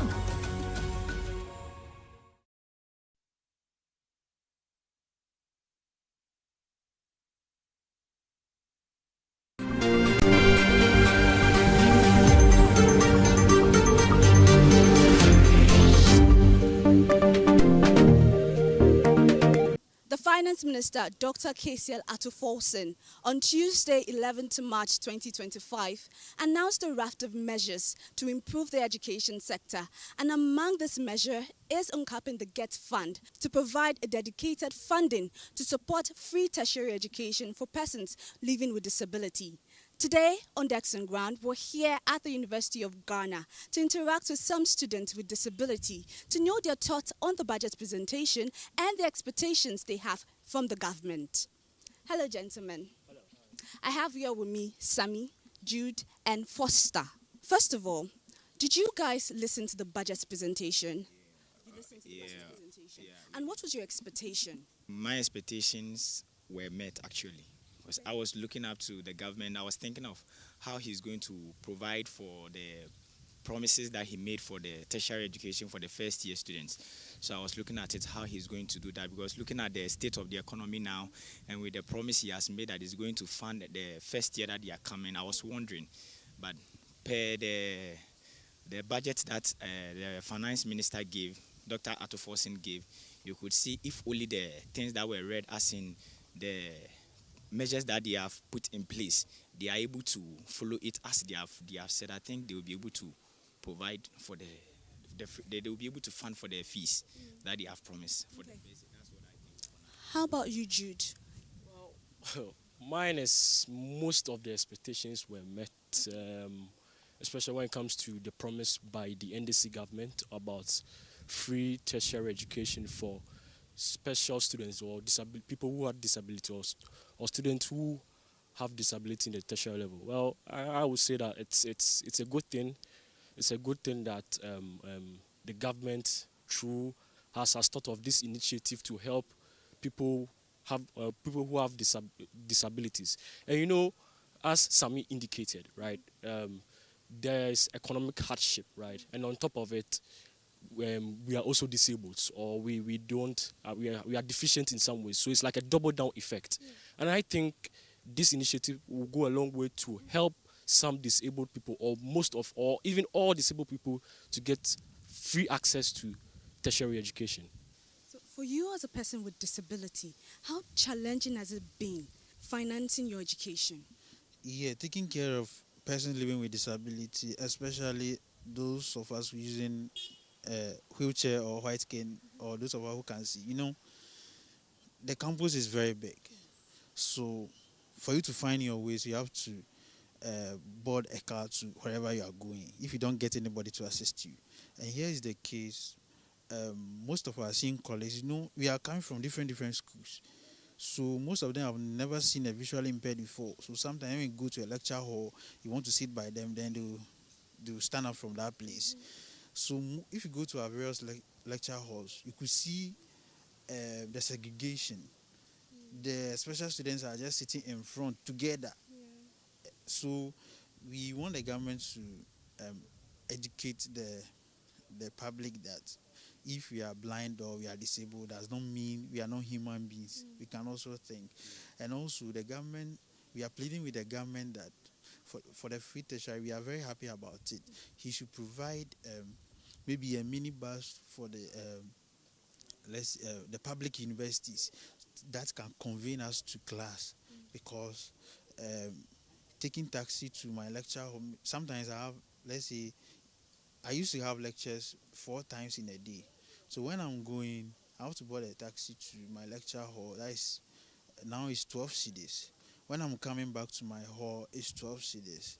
Then I'll go for another one again. So 4 times in a day is, let's say we are hitting 50 cedis before I'll eat. So if my parents can't provide those transportation fee for me, it means I can't go to class. So it makes most of our college, they don't go to class. Even if you find out from some of the lecturers, if they will tell you the truth, most of us, we don't go to class. We just rely on the materials that the lecturers, they post on Sakai or our learning platform. So we are just in our rooms studying just because of financial challenges. Yeah. So Foster has spoken about financial challenges and segregation. He says that most times in class, you see the persons living with disability student in front, and like they're segregated from other students. Do you also experience this? When you want someone to help you, So when you want someone to help you, the person will be like, "Oh no, me, I don't want to help you because of their beliefs, because of that superstition." Yeah. So you see, it becomes a problem. So I think the segregation part also has an effect in terms of our financial abilities, because when you discriminate, when you don't want to help people who are in need, as the disabled students, they have to take the alternative measure, which is more expensive as compared to maybe seeking help from friends or people. Okay. Sami, I'll come to you. They've spoken about the challenges that they face as persons living with disability. You don't have any disabilities. But I've been with them. Exactly, you've been with them for some while. What are some of the challenges your friends that have disabilities have shared with you? Okay, mostly those that have disabilities, one major problem that I've seen is they find it difficult locating helpers in terms of personal assistance. So why do you think this is so?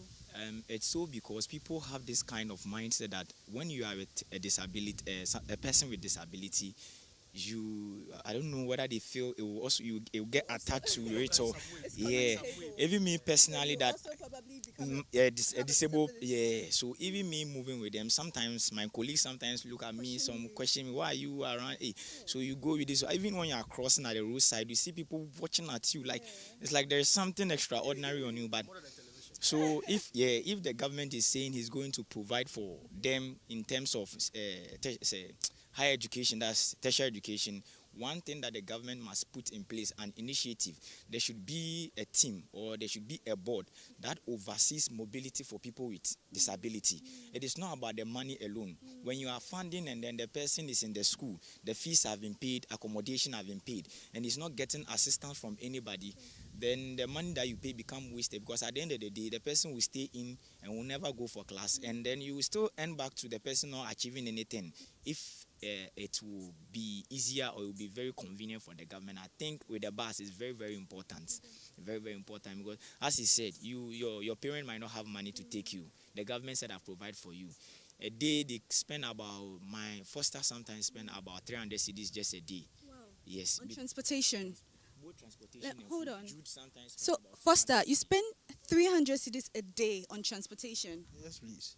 Can you just break it down for me? Just within the campus or outside campus? Within the campus. 300 cedis. That's a lot of money. Break it down. So I have lectures 4 times in a day. Okay. So I know when I pick the taxi, sometimes the taxi driver, they are in a rush. Okay. They have seen another person, so they want to take the person to another destination. So sometimes they leave you somewhere. But when you pick the boat or Uber, Uber will send you to your destination, and sometimes they will assist you into the lecture hall before going. So let's say you are picking a Uber. When I pick the Uber and the Uber arrive at my hall, I have to manage and come out from the hall because maybe my roommates, they are not around, so I have to manage and be walking slowly. So by the time you get there, the waiting time is over. Yes. So by the time you get to your destination, maybe it's 30 cedis or 35 cedis. And when you are returning, most of the time in the afternoon to boat and Uber, they are very expensive. So you have to take, sometimes you can pick boats from Mensa Sabah Hall to Ikwafu Hall is 30 cedis. So per this calculation, and sometimes if I want food from night market and I'm pleading with someone to go and buy it for me, it means I have to motivate the person to. So I have to pay, maybe I'm buying 40 cedis. I have to buy 40 cedis for the person to, so that next time when I call the person will go. So those are the expenses that we. I think a critical thing that all three of you have mentioned is the mobility challenge that persons with disability on campus face. Provision of free tertiary education, I think, is a step in the right direction.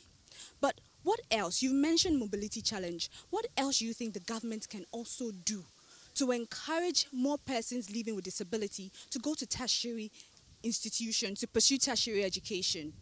Okay, for me personally, I would say there should be more inclusive schools, especially in the secondary level. Because if you check it critically, right, where if you check it critically, I think there are about 8 schools in Ghana. That's 6, right? Okay, sorry. There are 6 schools in the whole Ghana that practice inclusive education when it comes to senior high schools. And it's a problem because if, let's say, I'm living at Accra, and some of the schools are in Volta, my options are a little bit not, they are not wide, right? My options for schools in terms of the senior secondary level is not wide. Therefore, I'll say, if that's the case, I'll better stay at home because after all, if I go to the secondary school, it's another cost on its own. So I think that's a major thing because there are about 300, 400 schools, secondary schools in Ghana, and yet there are only 6. And some regions do not even have any senior high school that is inclusive. Likewise, GHS. So I think this would motivate this before the free tertiary initiative. I think this one too would motivate people in the first place to even think of going to the university before.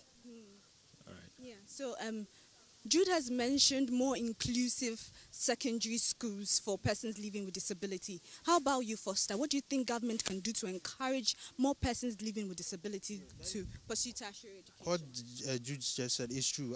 For instance, I come from the Volta region. That is North Dine constituency. So I travel all the way from Vakpo area to Ekropon School for the Blind. That is so many kilometers away from Volta region to have my basic education. From there I proceeded to Okapmai Senior School at the same place at Ekropon. I have to travel all the way from Vakpo area in the Volta region to Okapmai Senior School. And from there I came here, that is University of Ghana. So during my education time, it means I've traveled all the way from Volta region across the country. And even SHS, we have so many SHS in Accra, but we don't have even one inclusive SHS in Accra, which is shocking. This is the capital city. Capital. And also, people don't know that we are also important. So the government, what I have to say is the social welfare. They shouldn't sit in the office and be working from the office. Me, I believe that they should go to the various communities to find out people who are living with disability, who have the potential to go to school. They should help them to go to school, because some family, for instance, if you can see that, that is the end of your journey. But as we speak right now, both of us standing here, we have graduated from University of Ghana. We are doing our national service here. We also acquired the same degree that the same colleagues have acquired. We all sat in the same examination hall. There is no any sympathy for us that, oh, they can see, so let's give them maybe first class, or what you deserve, that is what they will give you. Yes. So we play with the government that they should make the social welfare effective. They shouldn't just have the institution just down and they are not doing anything. So you see, all this boiled down to one thing: the level of awareness. As a society, are we aware of these things when it comes to disability, when it comes to disabled people? If you are aware, what are we doing right? What are we doing wrong? If we are not aware, what should be done? So it boils down to the level of awareness in the society. Because if someone sees disabled people as beggars, it means there's a problem. There's no awareness. There are some people who are disabled who have achieved higher things, lawyers that become teachers, what have you. So I think this is one basic thing. And one way to make sure that there's awareness across the country is what? Making schools be involved in inclusive education, making them part of inclusive policies, not select some schools in some areas and leave the rest. It should be across the board. It should be across Ghana so that the awareness levels will go high. I see that you're also shaking your head. Foster here has made mention of making social security work. And Jude has spoken about inclusive education in senior secondary schools. How about you? Okay. First of all, I also talk about including persons with disability in national quizzes. If you look at the science and math quiz, everyone cherishes science and math quiz. So the moment we get to know a science and math quiz, everyone is ready to listen, or everyone wants to know what will go on. So if we don't have persons with disability showing interest in participating, I'm coming from a place. Okay. Yeah. So I think if as they are in school, we had a valedictorian being a person with disability, blind, but he was still the overall best student with 4.0. We can see, we are sighted. We couldn't make the 4.0. So if we have some kind of training, because we are learning from our colonial masters, we are still, in as much as we've gained independence, we are still learning from them. So, and I think there are other activities, quizzes, games that you see outside that special disability or persons with disability are involved most times, and they are getting money from them. So I think if the government has made an initiative to invest in their education, you shouldn't forget that we should also research out how we can get back the money he's investing. If we have someone who is crippled, he can't walk, and that person is sitting at one particular place, and then that person is being taken through the TVET education. That's also another form of education. I think we have given the person a hand skill, and the person wouldn't go on the street to beg for food or money, because we have given the person, we've taken them through training. He can use his hand. His hands are not amputated. He is not a leper, so he can use his hands. So I think if the government is looking at the tertiary education, the TVETs, I hope that they will also be involved, and then measures will be taken when they are building any infrastructures, when they are doing any building or any school. They should include disability accessories, so that it will be easy for them to be able to access classrooms and places with ease. And I think that will push everyone out there, because if I see my fellow blind being a champion in a quiz, I will also have the edge that I want to go to school. That is why I'm saying inclusive quizzes in a way that they are going to be okay with. Someone might ask me, how are we going to include a quiz for these people? They can hear, and they can speak. Those who can speak also have interpreters. So if we have deaf and dumb, 5, and they are there and they have been taken through school, what they studied, we organize regional quizzes, national quizzes, institutional quizzes. And then I see my fellow deaf and dumb answering questions based on the science. They are able to give back they give the feedback, and it's correct. And at the end, somebody is crowned as the most intelligent something, most this. it will motivate those out there that, okay, now I see that being disability is not inability, so I want to go to school. And we should also cherish the National Disability Day celebration. Organizations have taken that upon themselves, and they are the only people you can see advocating for special needs or persons with disability. So if we are talking about inclusive, I think we can include every aspect of educational things we do.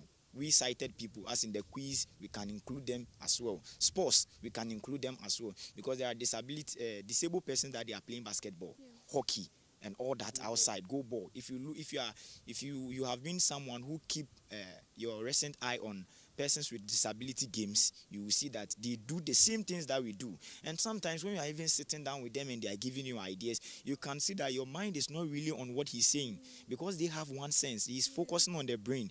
We are seeing and then we are thinking. So mostly our focus is sometimes divided attention. But with them, they are very focused about one thing because of their brain, and they are very intelligent. So I think with the quiz, making infrastructures, making accessible device for them, and then the competitions, as I said, regional, national, it will motivate everybody. Foster, it's one thing for government to pay tuition for persons living with disability, but after school, what next?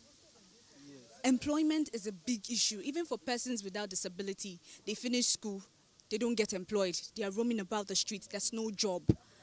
How much more a person living with disability? What do you think government can do to encourage organizations to employ persons living with disability? Okay, what I think the government can do is that they should pass a policy or a law so that when the job opportunities are open, there should be a quota for persons living with disability. Yes, that's what I believe, because if there is no law or a policy that's compelling an organization that at least you have to employ one person with disability, I don't think they will do it. So there should be a law. There should be a law or a policy that they will implement, effective one, of course, so that it will compel all the organizations, both public and private sector, to employ persons living with disability. And also, I want to assure the public that currently we are moving from that braille thing that they are saying that maybe when we come, we write, they can't see, they can't read. Now we are typing, we can type our work, we can convert it to PDF or PowerPoint, we can do all those things. We can copy and paste. We can send emails on our laptop. Even the software is not expensive. You can just go to Play Store and download for free. So when we are coming to your workplace to seek for a job, please don't turn us away. We have all the capacity now to work effectively, both from home and in the office. We can send email, as I've said, even PowerPoint. We can do Zoom. I think one time, Joy FM, they asked me questions on Zoom. I was operating it myself. So Microsoft Teams and all that, we have more ideas about it. So when we are seeking for a job, they shouldn't say that when we write, they can't read. So currently we can use our desktop. Any desktop at all. When I come to your office, we have some of the software on the computers, but we all don't know. It's the same phone that you are using. It's the same phone that I'm using. But ask me why. We have a software embedded in the phone, but we don't know. For people living with disability or people who can see, but we don't know. We think if someone is a visually impaired is using a phone, that phone is made specially. No, we don't have any special phone for anybody. It's the same phone that you go to the market and buy, the same laptop. That is the same laptop that we also go to the market and buy. So when we are seeking for a job, we are pleading that we can work effectively. We can type letter and all that. Now the technology aspects is advancing. The chat GPT and all that, we can also use them. So they shouldn't turn us away. So far as we have the qualification to work, we can work effectively. Jude, how about you? Okay, so before I comment on it, I want to say this. You see, when there's a cause without effect, it's like a canary in a coal mine. What do I mean? You see, when you cause something to happen and it has no effect, the cause now becomes insignificant. Now, if the government or the NDC government has brought free tertiary education. That's good. That's a cause, that's good. But then what is the effect? After I'm done with school, now it's what? Employment. Now, you see, you made mention of a point that even those who do not have disability are also struggling for a job. I want to create a distinction. You see, we disabled students are very limited. Unlike people without disability, they can do a variety of jobs. They can do all sorts of jobs, engineering, art, what have you. But we, because of our disability, are very, very restricted. And if we are restricted and the job market doesn't try to favor us in terms of, okay, we know that now disabled people cannot do A, B, and C.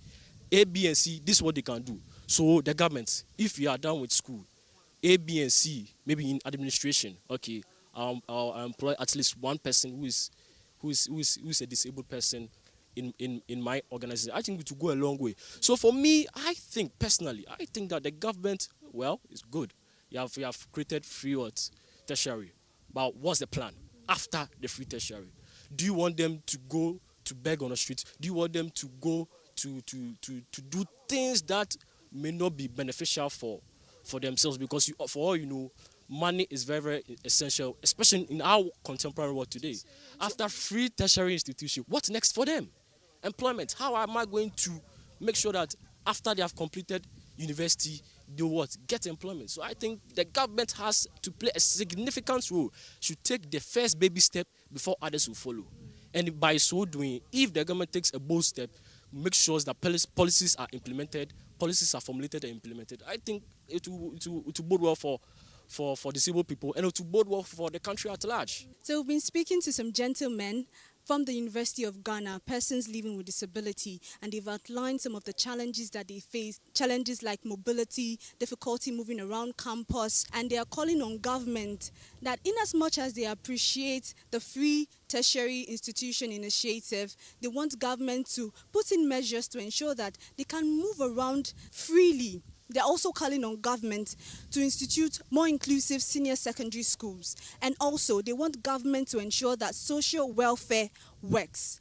From the University of Ghana here in Accra, my name is Esther A.C. Nkrumah. Thank you very much, gentlemen, for your time. Thank you, Esther.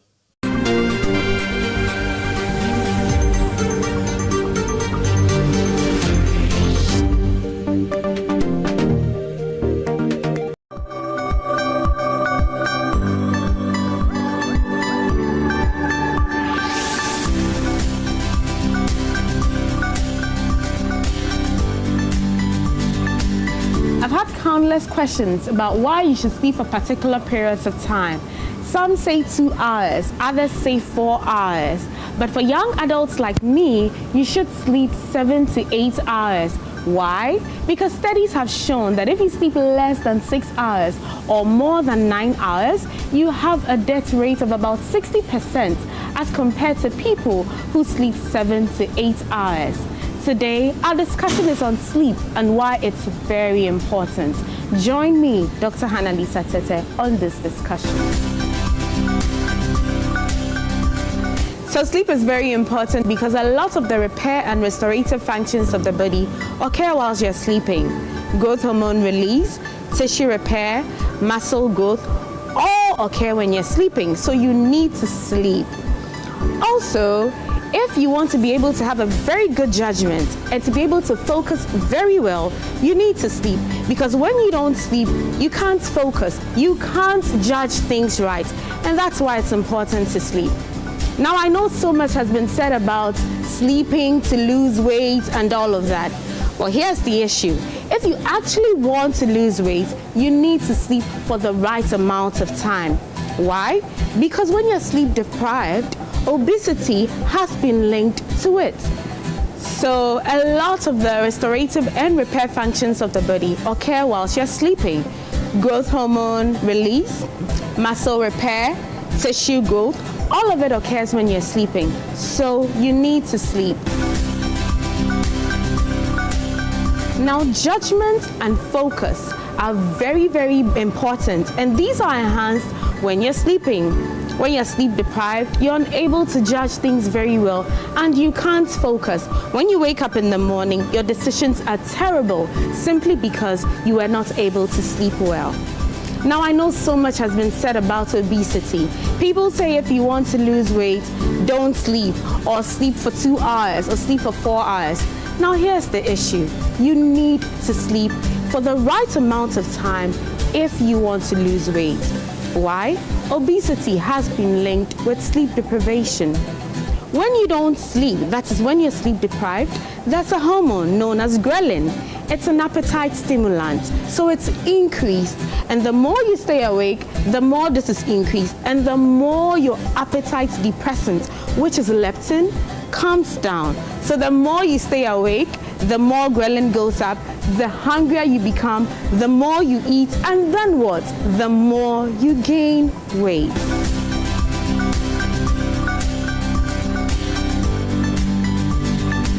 I'm sure I've been able to convince you that sleep is very important.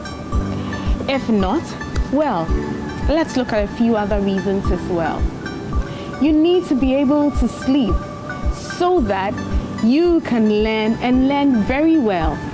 Sleep has been associated with memory and learning. So for learning, we have something we call acquisition. That's when you acquire the knowledge. And then we have consolidation. That's when the knowledge is stabilized. And then we have recall. And when you're awake, acquisition and recall occur when you're awake. But stabilization of the information, that's consolidation, occurs when you're sleeping.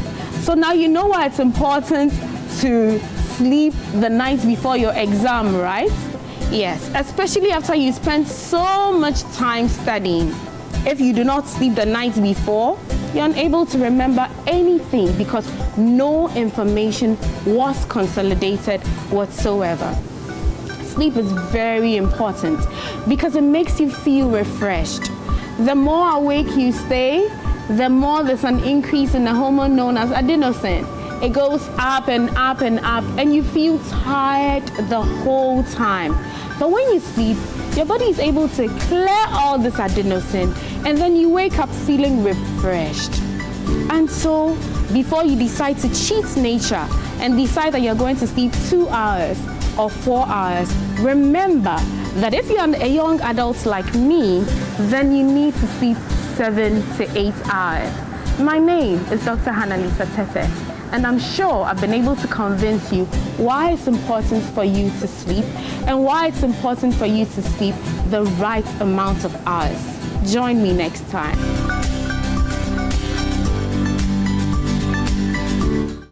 Nima is one of Accra's most vibrant but yet challenged communities, known for its bustling streets, small businesses, and community sense. It is also home to many young people striving to make a better future for themselves and their community. However, like many Zongo communities, Nima faces serious challenges such as poor sanitation, overcrowded housing, and limited access to basic services. Today on Decks and Ground, we're here at Nima to interact with some of its residents to know their struggles and the expectations they have of the government. As a young person living here in Nima, what is the major challenge that you face? The challenge is about the sanitation. We are the problem. Like sometimes you know that something like maybe you close from your work or what you are selling, I don't know. After you finish, maybe the rubbish that you gather around, instead of take it, you know where you have to take it to go and put it, but you will not take it. They will leave it there, thinking that maybe in the morning the Zoom Lion trucks will come and take it, but sometimes not like that. It will be there. Sometimes when the rain comes, when the rain to clear it, it is taking it to the gutter. But that's not how it's supposed to be. That's not how it's supposed to be. You have to do the right thing and make it easy for everybody. Usually you see that a lot of political parties, they come here to campaign during election periods. They make a lot of promises, nice promises, to entice you to vote for them. But after they win the elections, do they come back to do the things that they promised? The promises some of them are making, they are fulfilling it. Some of them too are disappointing. From Nima roundabout to Accra Gas, we don't have fire service tender. And if you look the population from here to Accra Gesa, it's more than many constituencies population, but we don't have fire tender. So if some fire catch in these two constituencies, unless we rush to police or police headquarters, you know that there were fire headquarters there before they will come. If not, they reach here, it's too late. So they have to try to get some fire tender station for us, temporary, either roundabout or Accra Gas. It's for Nima and Mamobi constituency. If some fire catch some place, they can rush and quench the fire. So what changes are you looking to see with this new administration? I know the past administration made a lot of promises, and this administration has also made a lot of promises. What changes are you looking to see? What are your expectations? But actually, the development we need here right now is how to develop the road for us, because there is no any place where you develop some infrastructure. All the places belongs to somebody. Our problem is our gutters and the road, according to my concern, and sanitation in the constituency and the sanitation.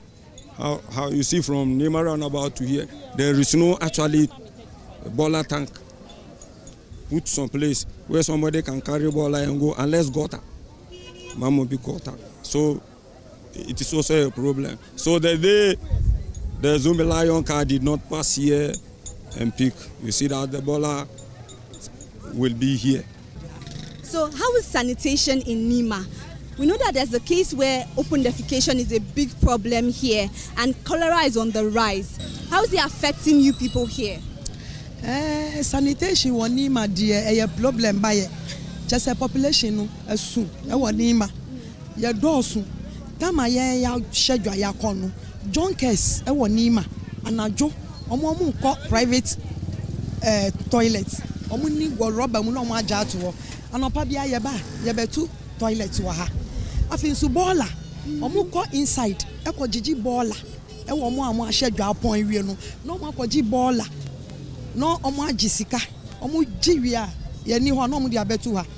Enti tama ye ya be schedule wi ya pra ha coffee no ye be ba no na bola si ya maye yetimi hippie bola maye sama etimi yeti se mountain na ye de anim omo ko rounds eko jiji ne ya tue omo ka omo timi hye ne sak no mo dia be gu ha ma enti anytime ya ye be ba bia no na bola hippie e wa ha na toilet nso fra enti e wo se ye yi obi e maye na aban yi obi na omo monitor sa junkers no se de be ya ma omo fa bola en free baby mbetu ha afin so zoom lion no ye si ye ntue omo ka omo ye di aban di omo ka enti omo so se omo mpra ye be ba no bola wa round ye kasa ye be ba be pra ni asa tua daily levy ticket no ye be pra wie ni asa atua omo beji ticket na so ye si ye di zoom lion for ka enu na ye problem nti aban hwe no ntua zoom lion for no no mutimi mpra se de sese omo mpra no mo mpra sa maye.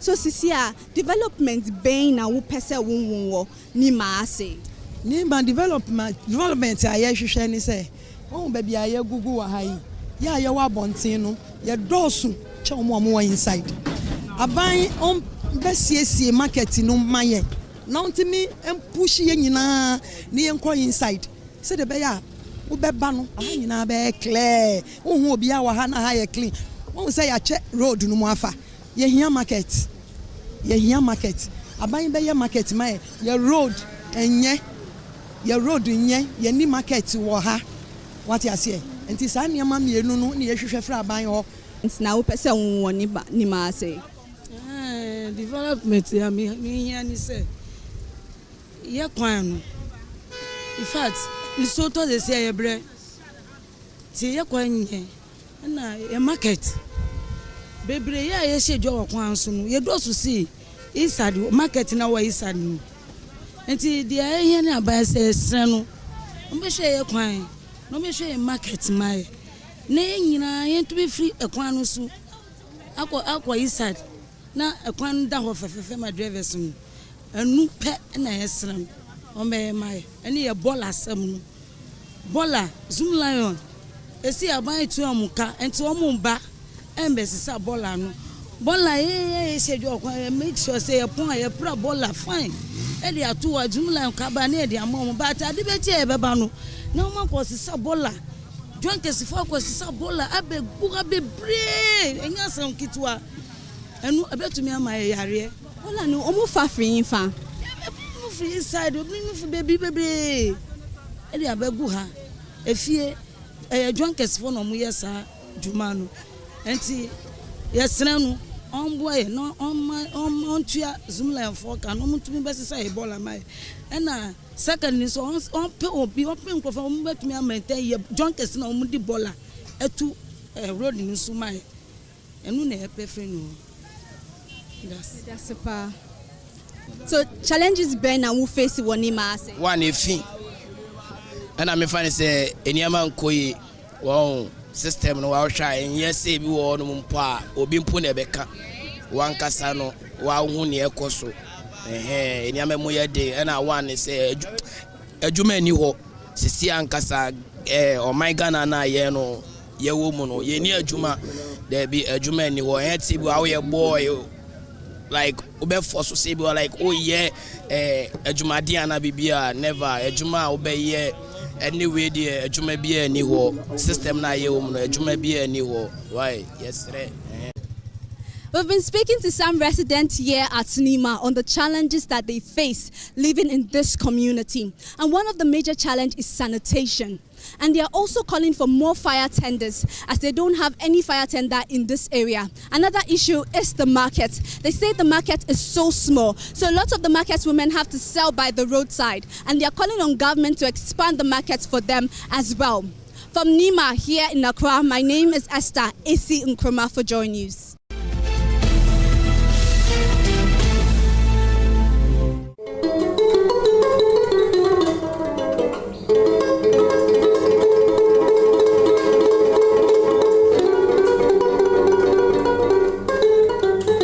I must say that since then, the building had not had any renovation of that sort.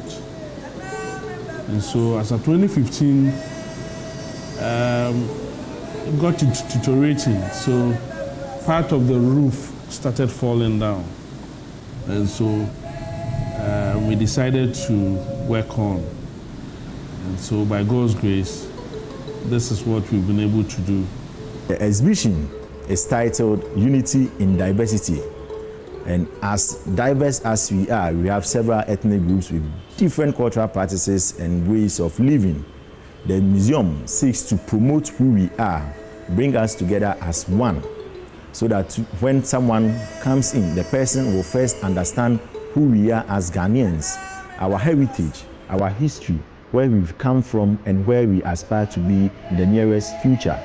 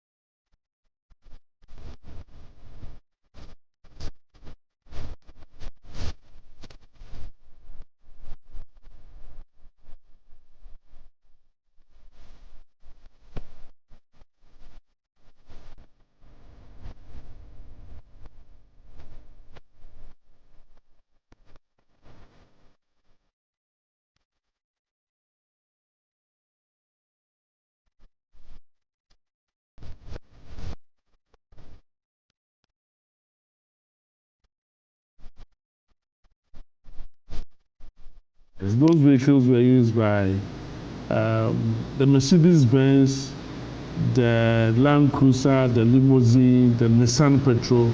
They were used by former President Kufuor.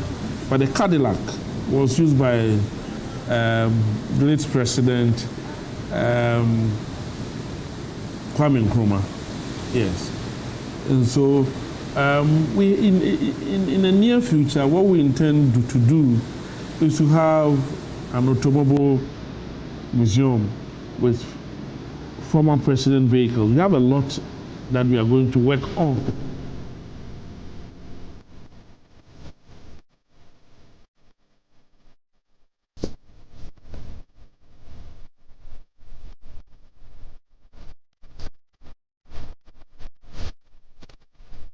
So we entreat all Ghanaians to come to the National Museum.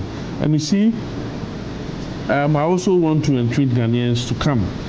When you go to the Western world, we have people going to the museum to donate. And so we entreat all Ghanaians to come to the National Museum and donate.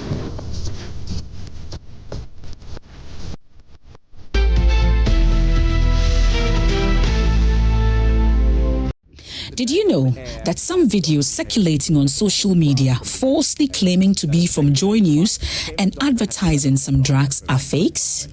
These fake videos advertise unapproved medicines using deep fakes of our presenters to endorse these medicines. Here's one example. Blood pressure exceeds 120/80, internal organs are affected, and a stroke occurs. A famous doctor has developed a drug that prevents high blood pressure. You can learn to spot these fake videos. Here's how. The first sign. Notice how the lips of the anchor do not exactly match the words being spoken. Also, pay attention to the JoyNews logo in the bottom left corner.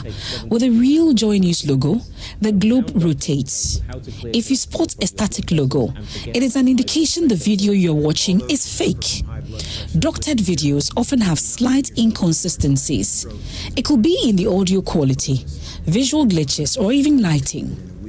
Listen to this audio carefully. Johnson Haynes will talk about a drug from the USA.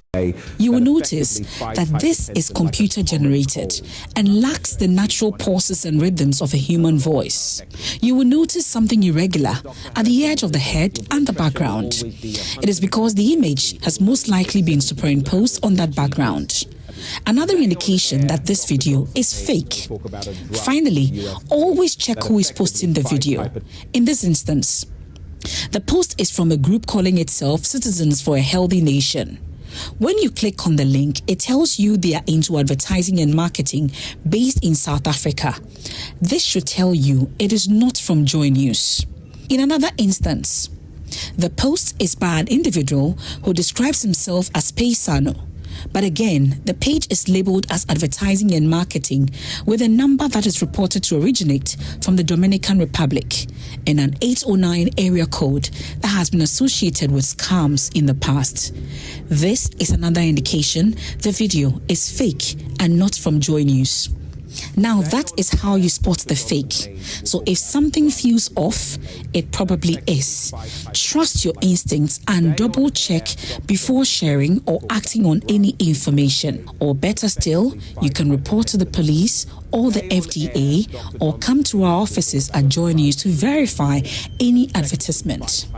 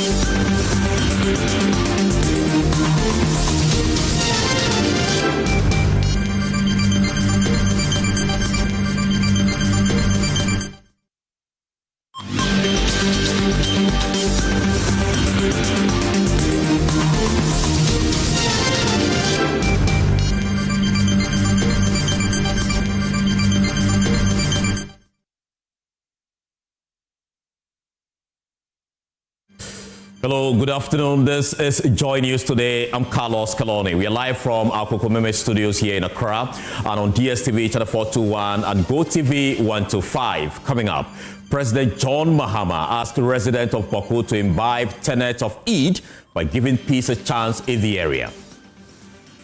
Also, Joy News investigations show failed attempt to industrialize Songo salt mine as modernity and tradition lock horns. And later in our Ghana Month series, we'll tell you about how you can disappear in an enclave in the Upper West region if you don't ask for permission before you enter. We have business and showbiz in this package. Please stay with us.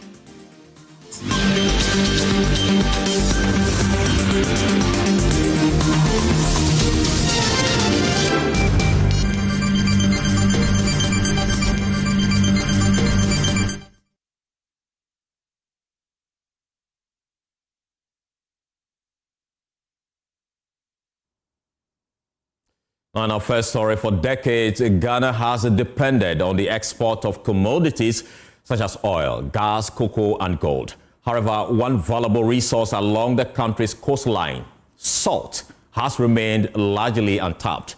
The Songo Lagoon in Adan, located in the Greater Accra region, is Ghana's largest salt reserve. Despite its potential to provide thousands of jobs, successive governments have failed to commercialize its production effectively. Joy News' latest Hotline documentary investigates the repeated failed attempt to industrialize the Songo salt mine under 4 successive regimes.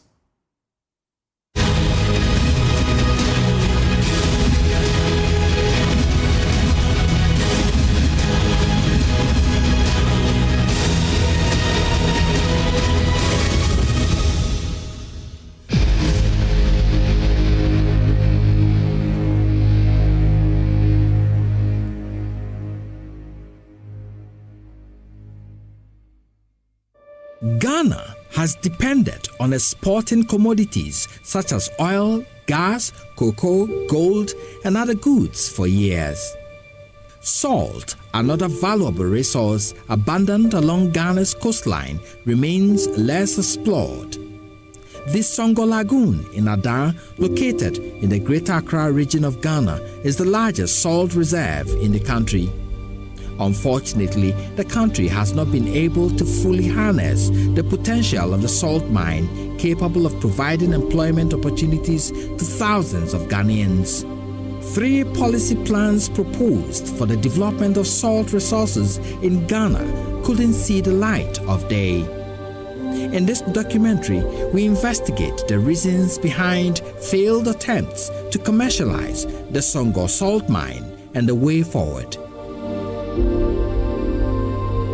Under 4 successive regimes in Ghana's history, several companies and a list of individuals have attempted and failed in their quest to industrialize and drive sustainable development of salt at Adan.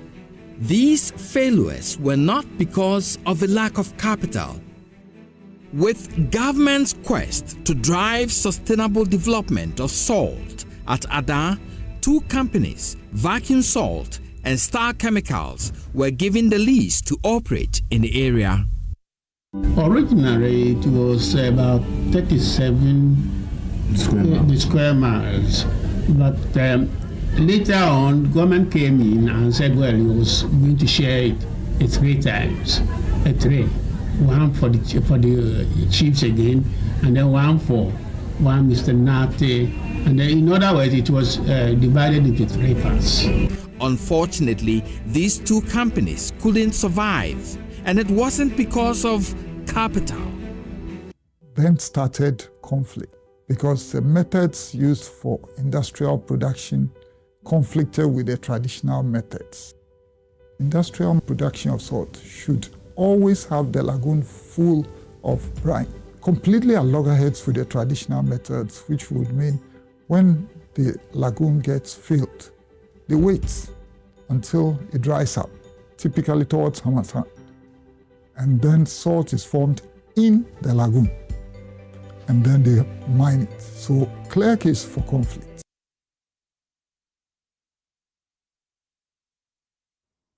Away from that, President John Mahama is asking the residents of Boko to imbibe the tenet of Eid by giving peace a chance in the area. The area has had its fair share of violence, leading to a rise in tension there. Speaking at al-Fitr a while ago, President Mahama urged feuding factions to unite for a better Boko.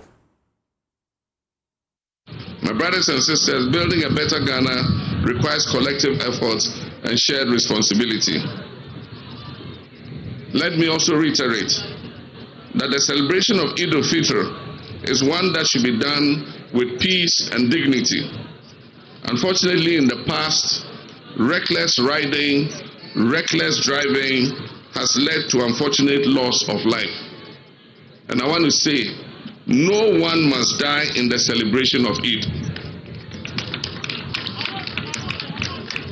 No one must die at the end of the celebration of the holy month of Ramadan. And so I'm going to caution our young people who drive their cars recklessly and ride their motorbikes recklessly. I've asked the police to look out for you. And if you ride recklessly or drive recklessly, we'll arrest you.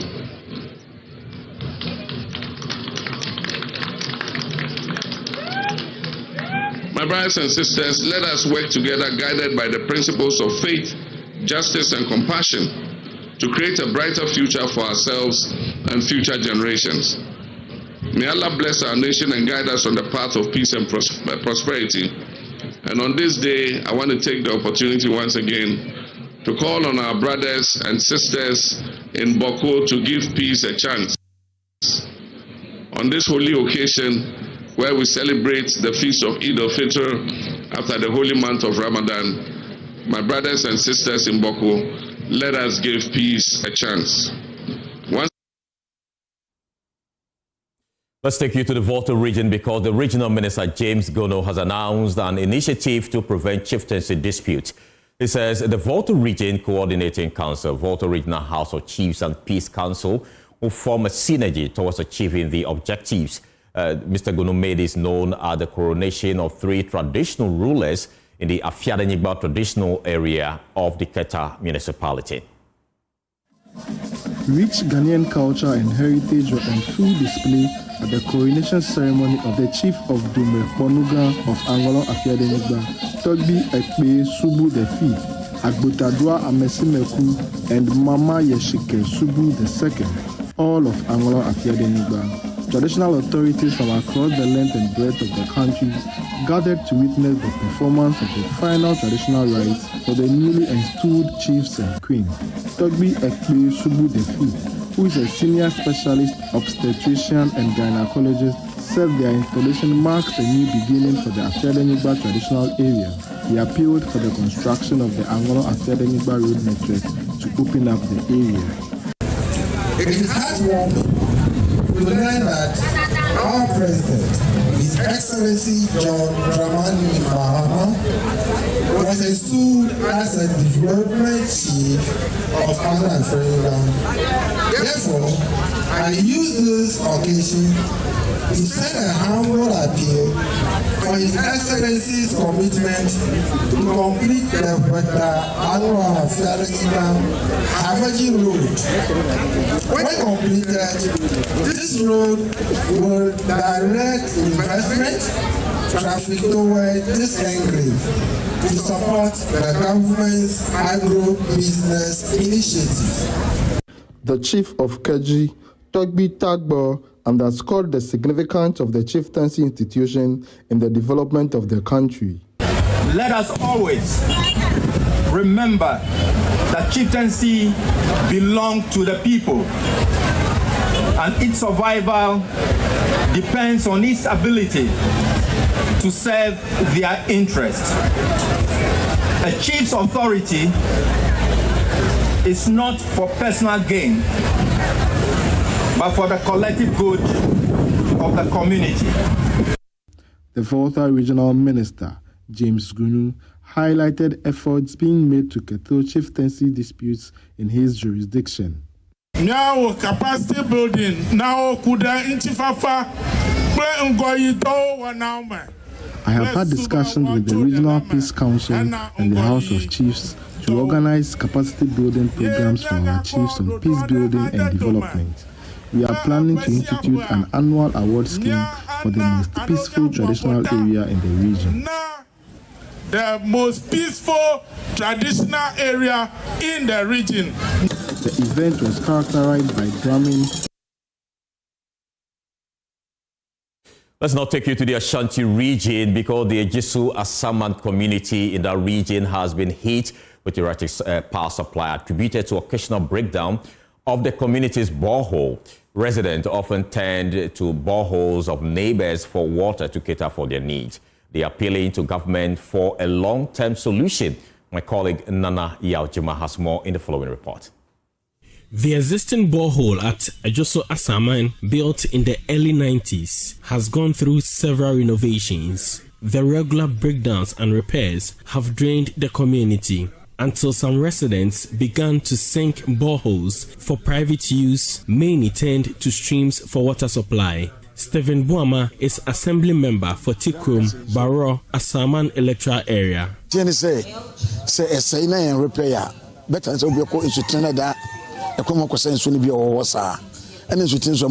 We sometimes turn to the stream when the borehole develops a fault. We share the stream with animals. The repairs on the borehole may take time sometimes due to the costs involved.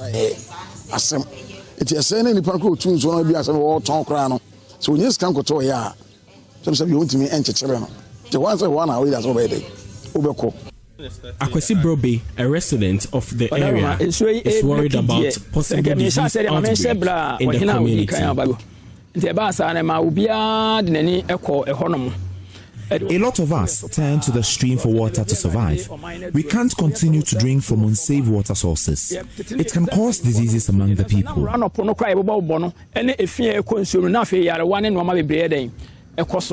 Through a partnership between Rotary Club of Kumasi Premier International and electronic giants LG, a solar-powered borehole has been commissioned for the community. Aside from dealing with the community's water needs, the solar system is a means of promoting renewable energy. Katechie Afrifa is marketing manager of LG. You know, as part of the SDGs, sustainability is key. How are we using the stuff that is around us to help enrich our lives? In Ghana specifically, there's a lot of sunlight. How are we going to convert these sunlight to make sure that it is also to our benefit? Meanwhile, Rotary Club of Kumasi Premier International is encouraging the community to institute measures to maintain the facility. Rotarian Avinash Lakani is president-elect. They've really got something good on their hands here. I think they should take very good care of it. They should maintain it because we know as a club that they do have more needs regarding sanitation issues. The club can always partner with them and do much more for the community provided the facilities that are given to them are maintained. Let's stay a bit more in the Ashanti region because the regional minister, Dr. Frank Amoako-Hene, has fired back at critics, labeling him a, quote, small boy and social media minister for his youthful exuberance and social media presence.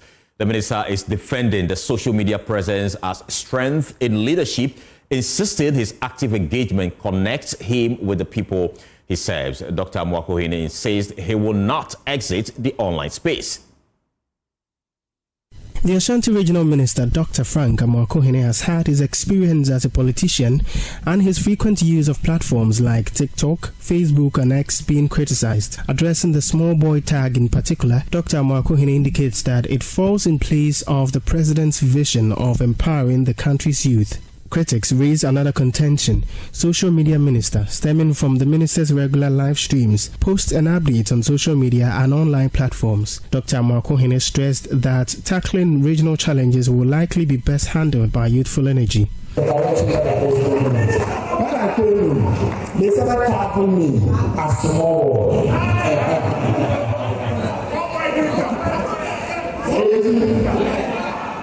As tomorrow. Leadership is service. You know what to do. So if you are home and you want to send someone, it is the young boy that is sending. So we are in to serve. And if not for anything, the youth have the energy to serve. The reason why they are serving well. Now, they came in with another one. He's a social media minister.